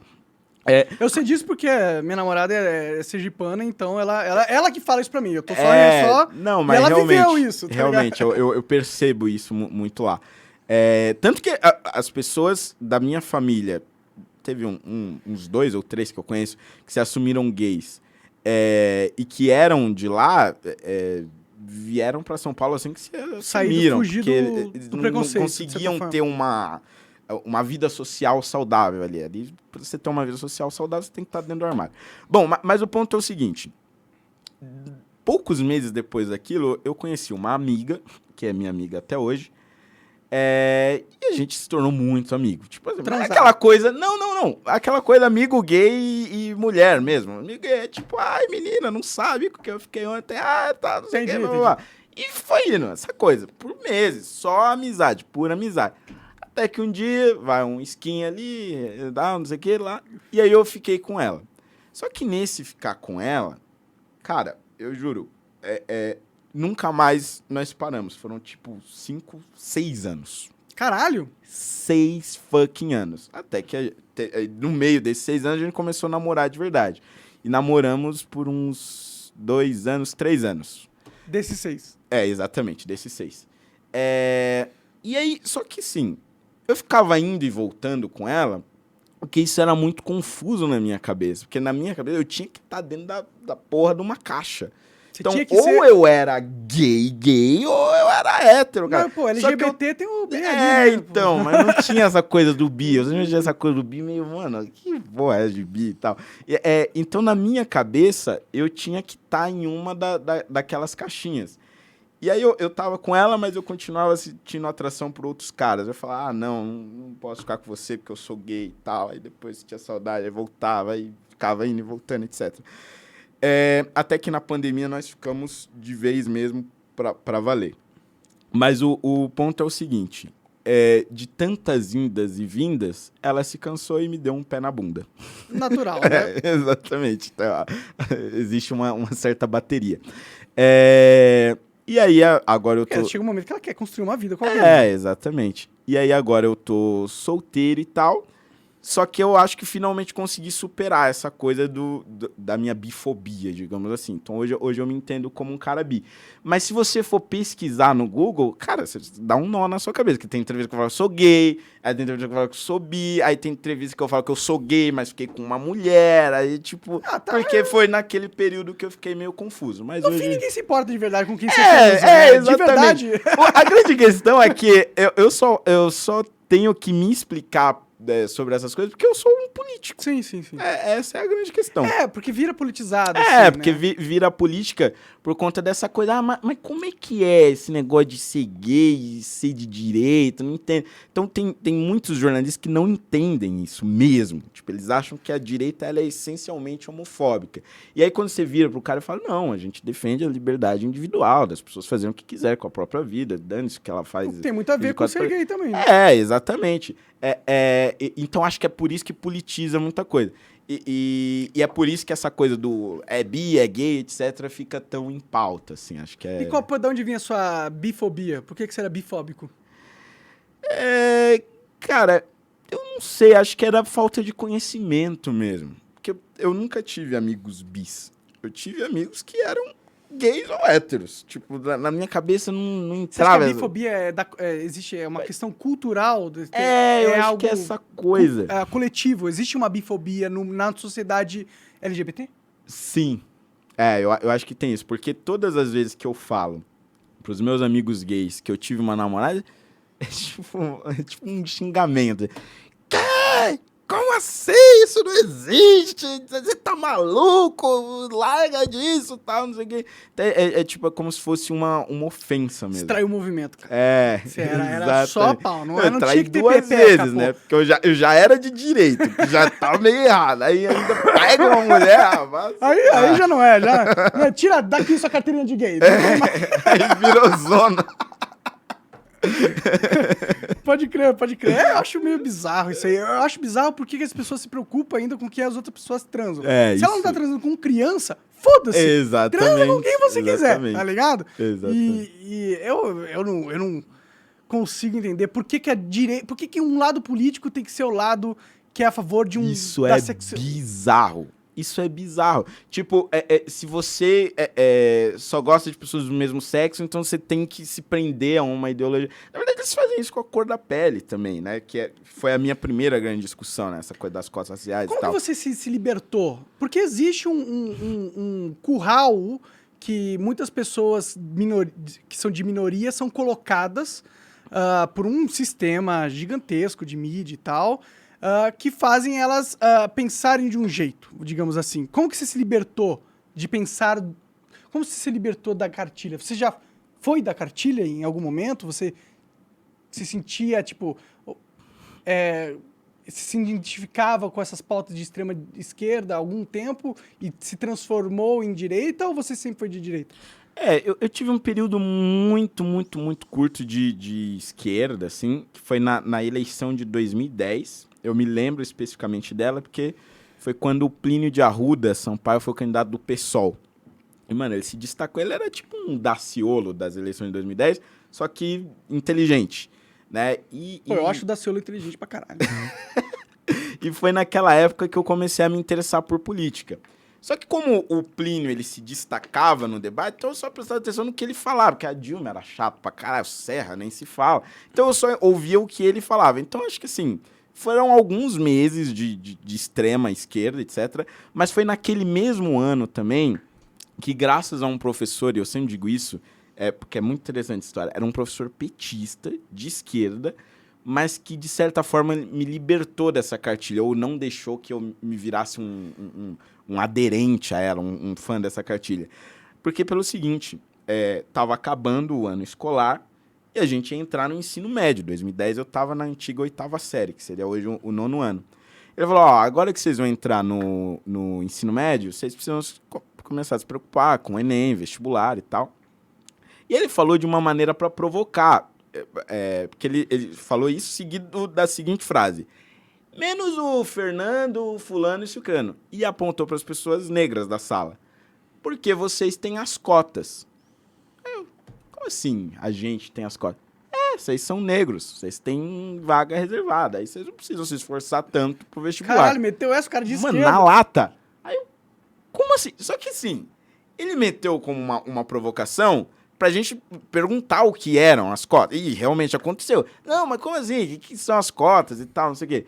Só que aquilo transcendeu na minha cabeça. Tipo, não ficou que são as cotas. Ele explicou, dívida histórica, escravidão, blá, blá, blá. Mas não entrava na minha cabeça. Eu, caramba. Porque o negócio era o seguinte: tinha pessoas brancas na minha sala, e isso é literalmente verdade. Às vezes as pessoas acham que é um exemplo com hipérboles para tentar explicar um negócio, mas não é. Um exemplo genérico de alguma situação imaginária. Tinham duas pessoas brancas, loiras, na minha sala, que moravam em condições muito piores do que as minhas. Nós estudávamos em escola pública, mas, pô, os caras não moravam nem com o pai, nem com a mãe, era a avó que criava. Muitas vezes eles iam pra escola pra comer, porque em casa não tinham comida e tal. Tipo, eu tive vários problemas na minha infância. Meu pai desapareceu, fui criado pela minha mãe, cresci muito pobre, favela, violência e tal. Mais fudido. Mas, porra, tipo, eu nunca tive o problema de, tipo, não tenho o que comer em casa. Tipo, eu não sei o que é isso, eu sempre tive o que comer em casa. Aquelas pessoas iam pra escola pra comer. Eu, às vezes, mano, como eu posso dizer? Eu desfazia da merenda da escola. Tipo, hoje eu não vou comer essa merenda aí, ruim pra casa. Aqueles caras não tinham essa escolha. Eles tinham que comer aquilo porque ou não iam comer nada. E aí, eu vi o professor falando aquilo, mano, mas esses caras estão muito piores do que eu. A capacidade deles se concentrarem na aula é muito menor do que a minha, porque eu tenho um lar um pouco mais estável. Então não entrou na minha cabeça. Aí eu fui pra casa, pesquisei esse negócio da cota e tal. Vi todas as opiniões favoráveis, que são muito mais fáceis de encontrar, até que eu encontrei o Thomas Sowell, que é norte-americano negro, e tem um livro contra as cotas, né, que é Ações Afirmativas ao Redor do Mundo. E aí ele, em algumas entrevistas, ele fala sobre como isso acabou piorando o preconceito ao invés de melhorar em diversos países. E aí encontrei outros autores, Rodrigo Constantino, Reinaldo Azevedo, na época ainda era de direita e tal. Nossa, mas ele deu um 360 assim, deu um 380, na verdade. Um 180. Deu uma cambalhota e tal. E aí eu comecei a me informar. E aí eu mano, peguei todos aqueles argumentos, levei pra sala de novo, era um professor de língua portuguesa, então essas discussões mais políticas era quando ele tratava de temas de redação e tal. E aí a gente começou a travar debates, assim, incansáveis e tal. Só que esse debate sobre as cotas foi me levando a outros debates sobre economia e tal. E aí eu fui entendendo que aquelas coisas que eu acreditava eram coisas de direita. E aí eu falei, então eu sou um cara de direita. E sou um cara liberal, porque eu tenho muitos mais posicionamentos liberais do que conservadores. Hoje eu tenho minhas dúvidas, mas enfim, naquela época eu entendi daquela forma. E foi assim que eu me formei. E o mais engraçado esse professor, por mais que ele viu essa minha tendência de ir formando ideias à direita, em um momento ele falou, pô, você tá indo para um caminho errado, essas ideias são fascistas, essas ideias, mano, que legal, tem que se livrar delas, etc. Não, ele ia Esquerda me estimulava. Porque quando eu perdi um debate, claro que eu ia perder, porque ele era um professor, ele sabia mais do que eu. Não era uma coisa do tipo, tá vendo, você tá errado? Não, volta lá, pesquisa novos argumentos e traz aqui que a gente continua o debate. Então, isso foi muito bom. E foi o único professor que eu tive assim, né? Os outros eram sempre uma coisa mais de confronto. Mas eu já tinha as minhas opiniões formadas. Mas eu diria que esse professor ele foi essencial para que eu... Catalisador. Esse negócio das cotas mexeu com você. Exatamente. Eu me sentiria um pouco insultado no sentido de... Pô, eu não preciso de ajuda. Teve um pouco disso. Tá falando que eu não consigo contra esses caras aí? Tá falando que eu sou inferior? Porra, eu quero passar sem cota nessa porra. Eu quero ser o melhor de todos. Teve um pouco disso. Mas é que o negócio é que eu me senti revoltado porque eu sabia que tinha gente que não era da minha cor e que precisava de ajuda. Esse era o grande ponto da questão. Tipo, tudo bem, eu não queria a cota, eu queria passar sem a cota, mas porra, tem era gente injusto, ali né? que, mano... não tá prestando atenção na aula porque tá com fome, velho. E eu tô prestando atenção na porra da aula, eu não tenho este problema, entende? Dá pra você não participar da cota, se você quiser? Tipo... Dá. Dá? Ah, legal. Tanto é que eu fiz história, né, no Mackenzie, poderia ter usado a cota pra bolsa e tal, mas não usei. Que bom, legal. Eu não usaria. Eu também não condeno assim. Quem usa, não. Eu condeno um pouquinho, eu condeno um pouquinho. Se tá lá, você pode usar. Eu sou muito orgulhoso pra aceitar. Eu acho que seria muito mais eficiente você só ter as cotas sociais, porque você não marca o cara. Mas sabe qual que é a real? A cota racial é um carimbo. Não tinha que ter cota. Mas aí você precisa ter um ensino igualitário. Deixa eu terminar. Ele não tinha que ter cota. Tinha que todo mundo que quiser um ensino tinha que conseguir. Sim, claro. A cota já pressupõe uma sociedade completamente escassa. E é artificialmente escassa. Tipo, óbvio que vale a pena investir no ser humano, na educação do ser humano, para ele ser mais produtivo no futuro. É uma questão econômica. Vale a pena investir. A gente só não investe porque politicamente não vale a pena. Não economicamente. Mas o negócio também é o seguinte, não dá para você ter uma educação de qualidade universal e equânime para todos. Sempre vai ter um negócio que é melhor e um negócio que é pior. Não tem como você ter uma USP em todo o país com a mesma qualidade. Não tem, Não, velho. mas você pode ter, tipo... A Universidade Federal do Acre não vai conseguir ter o mesmo nível que a Universidade de São Paulo. A média nunca vai ser igual, mas a base pode ser sempre isso, sim, né? Exatamente. Tipo, você tem que melhorar... Não, você tem a USP, a pica é a faculdade, mas todas as que estão abaixo dele também são faculdades picas. Então, mas entendeu? esse é o ponto. A cota é nesse sentido. É você ter uma parte das vagas para que as pessoas mais pobres, independente da cor, consigam estar nessas picas. Esse é o grande ponto.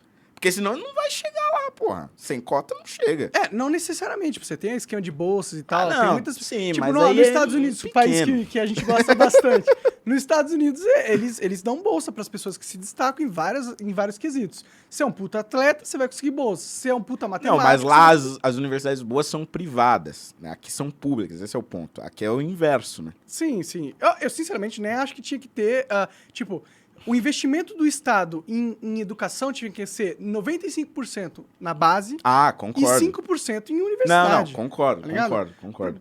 Primeiro você forma um ser humano e depois, se ele quiser ter uma faculdade, Porque tem essa coisa também, a gente supervaloriza. A gente supervaloriza a faculdade. O que a sua faculdade de História te ajudou na sua vida? Nenhuma. Era bem melhor eu ter lido os livros e aprender... Em casa, do que ter ido. Na verdade... Você teve seu professor que te ajudou. Nesse caso, mas foi na escola também. Mas o negócio é o seguinte... Então fudeu o argumento. Já era.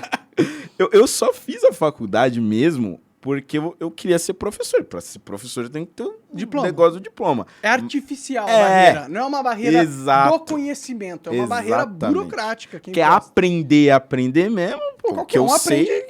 Você pega o chat GPT, já ouviu falar do chat GPT? Já. Você pega o chat GPT e ele te dá um curso. Exatamente. Muito melhor de qualquer professor de ensino Sai perguntando lá pro cara.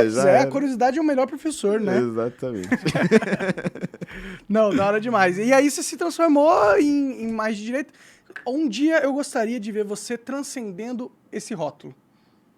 Como assim transcendendo? Transcender a direita e a esquerda. Nossa...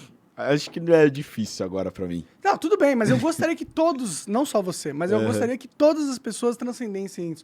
Porque eu acredito que esses rótulos são prisões que a gente impõe a si mesmo, entendeu? E são utilizadas pelos nossos inimigos para dividir o nosso povo, eles brigando um com os outros, enquanto tá todo mundo distraído, um odiando o outro, eles estão ali mexendo as coisas certas na hora certa e garantindo o poder deles. Por isso que eu quero transcender o direita e a esquerda. Porque, na verdade, a gente tem uma divisão que não tem nada a ver com ideologia.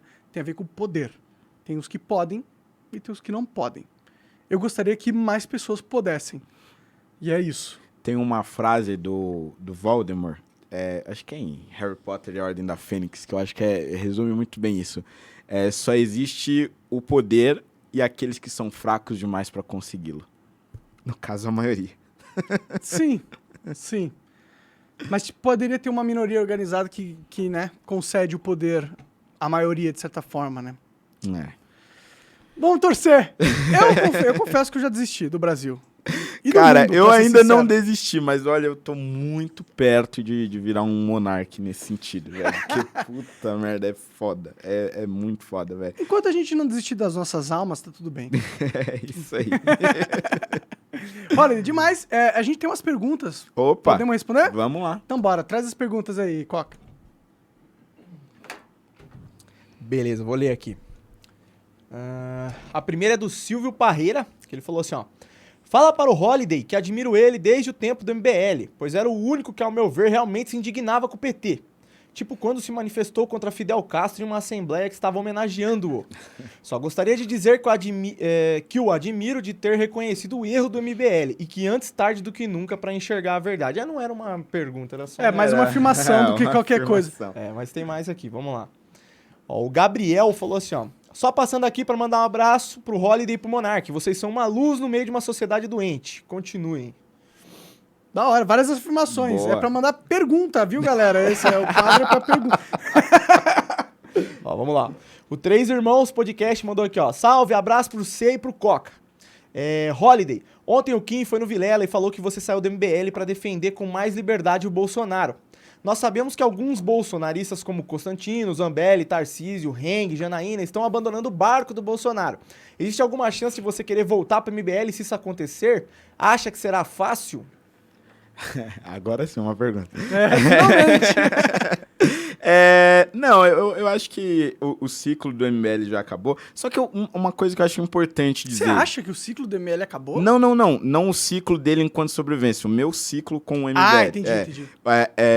Eu acho que o MBL ainda vai durar como movimento durante muito tempo. Eu também acho. E com uma certa importância política.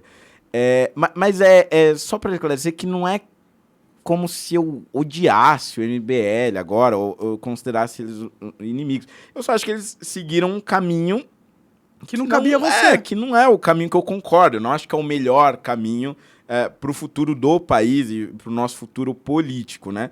Mas não é porque eu discordo do caminho que, vou jogar tudo fora. Não, eu não estaria aqui se não fosse por eles, né? Foram eles que, de certa forma, me transformaram em uma figura pública. Você poderia ter um lugar bem melhor, né, também. Pensar nisso. Exatamente. Mas o ponto é o seguinte... por eles terem escolhido esse caminho, eu não me vejo voltando para lá.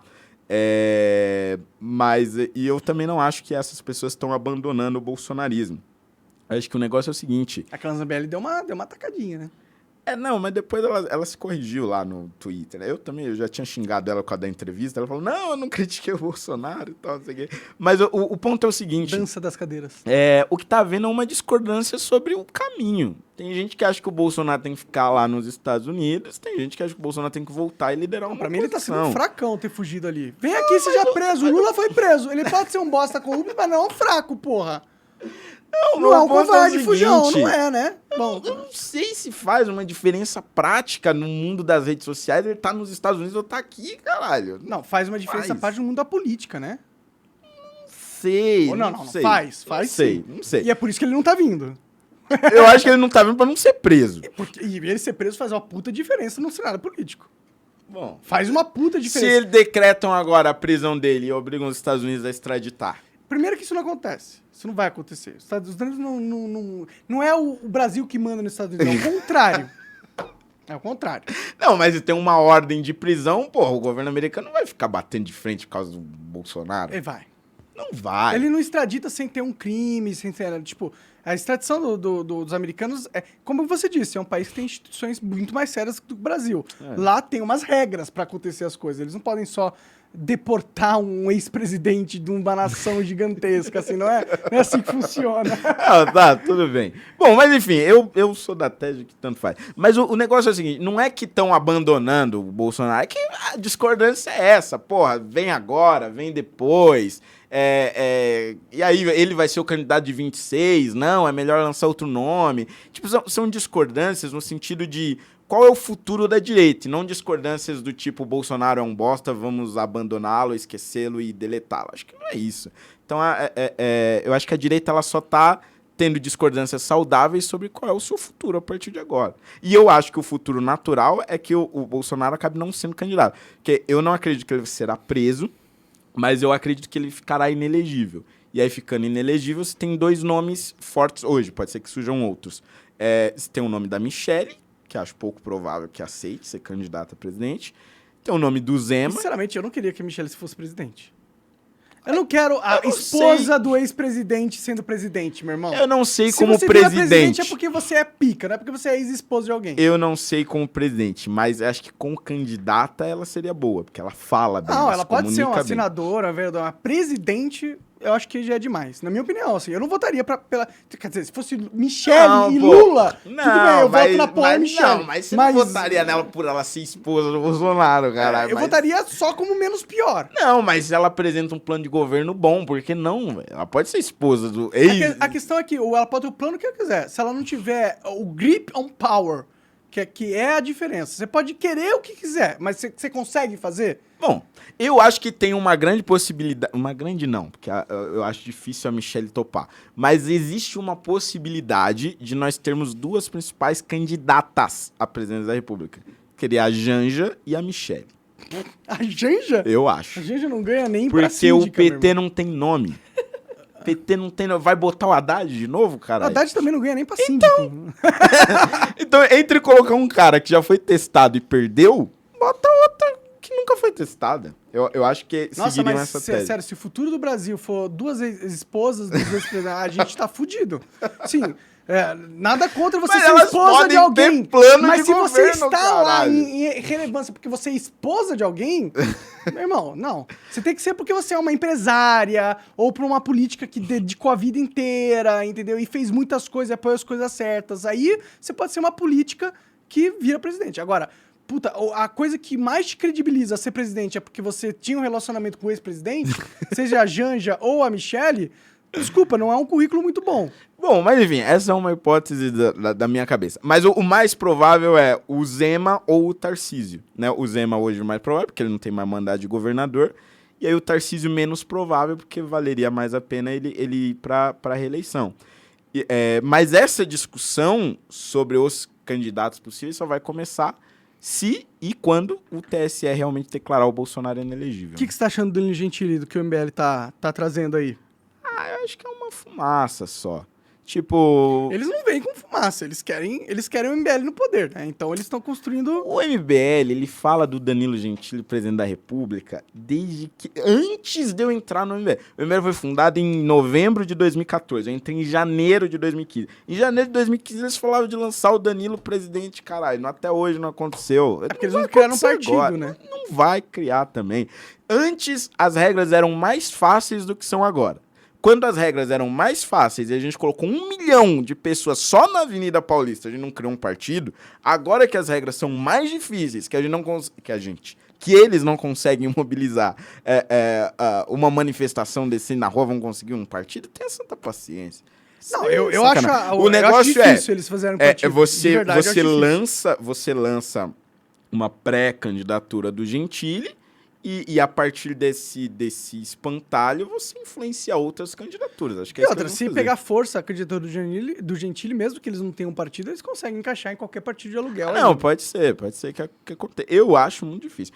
Agora, se engatar, suponhamos que o Gentili saia realmente candidato e com recursos, né, com dinheiro para fazer campanha. Aí realmente dinheiro. Acho que não sei se ele colocaria o dinheiro dele. Bom, Mas essa é outra história. Mas aí sim, acho que pode ser um candidato competitivo, porque os outros candidatos possíveis não teriam tanta mídia, né, nesse sentido. Mas hoje eu acho muito difícil. Mas ideologicamente, assim, não sei se ideologicamente é a palavra certa, mas estrategicamente, você acha o Gentili alguém que poderia ser um bom presidente? Mesmo se tipo, no cenário mais utópico de todos, ele vira presidente. Eu acho que a grande questão é quem estaria com ele.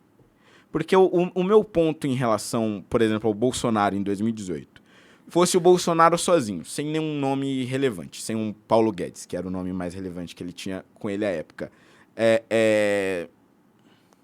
Cara, não tinha uma essência, sabe? Não tinha um capítulo 2. Acabava na página 1. Eu acho que o Gentili é isso. Quem vai estar com ele?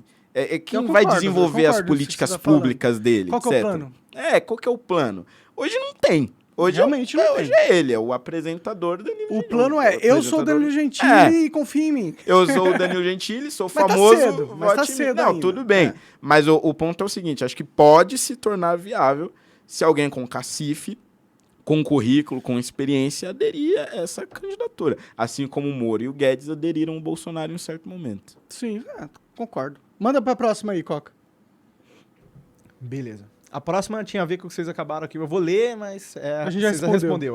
O Silvio Parreira, né, que tinha falado. Fala pro Monark que ele precisa conhecer melhor o Olavo. A visão dele sobre a realidade atual vai ficar muito mais clara. E pergunta ao Holliday o que ele acha do Danilo Gentili se candidatar à presidência. Já foi respondido. Boa. E agora a última, que é do Vinícius, que falou assim, ó. Fernando, sou cearense e gosto muito da sua posição. Por favor, não desista da sua luta contra o Coronel Ciro Gomes, esse babaca socialista. Existe algo que gostaria de escutar a sua opinião. Por gentileza, como alguém que defende o desencarceramento em massa durante a campanha pode defender a prisão coletiva no caso do 8 de janeiro? Como isso é possível? Ninguém nota essa hipocrisia? Boa. Só atualizando sobre o caso do Ciro Gomes, recentemente a justiça penhorou uma casa dele, né? E é muito interessante esse caso pelo seguinte, eu sempre fui da tese de que as pessoas não deveriam ser processadas pelo que elas falam, né? Essa é uma tese que já gerou polêmica aqui também. Eu gosto dessa tese, eu sou a favor dessa tese, inclusive. Mas o negócio é o seguinte, por que mesmo sendo a favor dessa tese eu processei o Ciro Gomes? Ficou com raiva. Não! Ficou com raiva, ficou putinho. Eu acho que os caras que têm um histórico autoritário, sempre que possível, devem provar do próprio veneno. A família do Ciro Gomes já fechou várias rádios, principalmente no interior do Ceará, onde eles têm muita influência, principalmente ali na região de Sobral, porque criticavam o governo do irmão dele. Eles fecharam várias rádios? Exatamente. Se um dia tiver a oportunidade de conversar com o Ciro, eu vou perguntar isso. Porque são rádios que dependiam de verba pública. Então, cara, ele tira tudo de uma vez e acabou a rádio. Tal. E isso aconteceu em algumas rádios de Sobral. E ele sempre teve esse histórico bem meio bruto, meio autoritário e tal. Então eu achei que esse era o momento de conseguir fazer ele provar do próprio veneno e também apontar um racismo vindo da esquerda, porque acho que essa é uma coisa essencial. O racismo, ele não tem lado, ele não é de esquerda, ele não é de direita, ele pode vir de ambos os lados, pode vir de gente que, inclusive, não tem lado nenhum. Então, acho que esse caso, midiaticamente falando, é simbólico nesse sentido. E eu acho que a esquerda é bem mais racista do que a direita, na minha opinião. Porque eles literalmente se consideram dono da população negra. Exatamente. Tipo, se você não concorda comigo, você é um traidor. Negro, você é o capitão do mato, um negócio assim. Capitão do mato, traidor e tal, não sei o quê. Eu concordo com isso. E em relação ao encarceramento, aí é uma estratégia política, né? A ideia é realmente você calar os seus opositores políticos e não importa a incoerência, porque em nome da defesa da democracia, tudo vale, tudo pode, etc. Democracia é a chave mágica para você ser o quão autoritário você quiser. Inclusive, uma coisa que eu vou trazer aqui com exclusividade, qualidade, que não saiu ainda em lugar nenhum. Eu venci no STF, por incrível que pareça, um processo contra o governo federal, mas contra o governo federal da Dilma, lá atrás. Interessante. Porque na época que a gente organizou os protestos contra a Dilma, o Ministério da Justiça produziu relatórios de inteligência sobre os manifestantes. Só que o negócio é o seguinte, ninguém sabe exatamente o que tem nesses relatórios. Tem onde a gente morava, tem o que a gente fazia, os lugares que a gente frequentava. O Estado sabe onde você mora, né? Não, sim. mas a questão é, qual é o material desse relatório? A única coisa que a gente sabe é que ele existe porque o André Mendonça, quando era ministro do Bolsonaro, disse que o governo Dilma fez isso quando eles estavam no poder. Entendi. E aí eu entrei com uma ação no STJ pedindo que o governo federal me apresentasse esse relatório. Aí recorri e tal, o STJ negou em todas as instâncias. Aí fui pro STF, caiu na relatoria da Carmen Lúcia, e a Carmen Lúcia falou, não, tem que apresentar esse relatório de inteligência especificamente sobre o Fernando Holliday.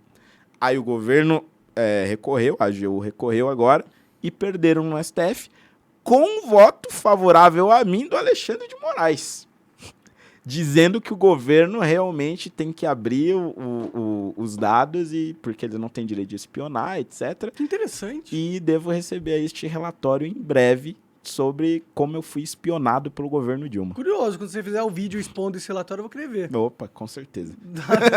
Da hora demais. Até eu fiquei surpreso. Tô curioso de verdade pra saber que tipo de aparato de inteligência tem o governo brasileiro. Né? Exatamente. Realmente. Aí lá no fim só vai ter meus posts no Facebook. Aí eu falo, beleza, tamo tranquilo, são burros pra caralho. Tipo, mó bosta. Vamos lá. Acabou? É isso?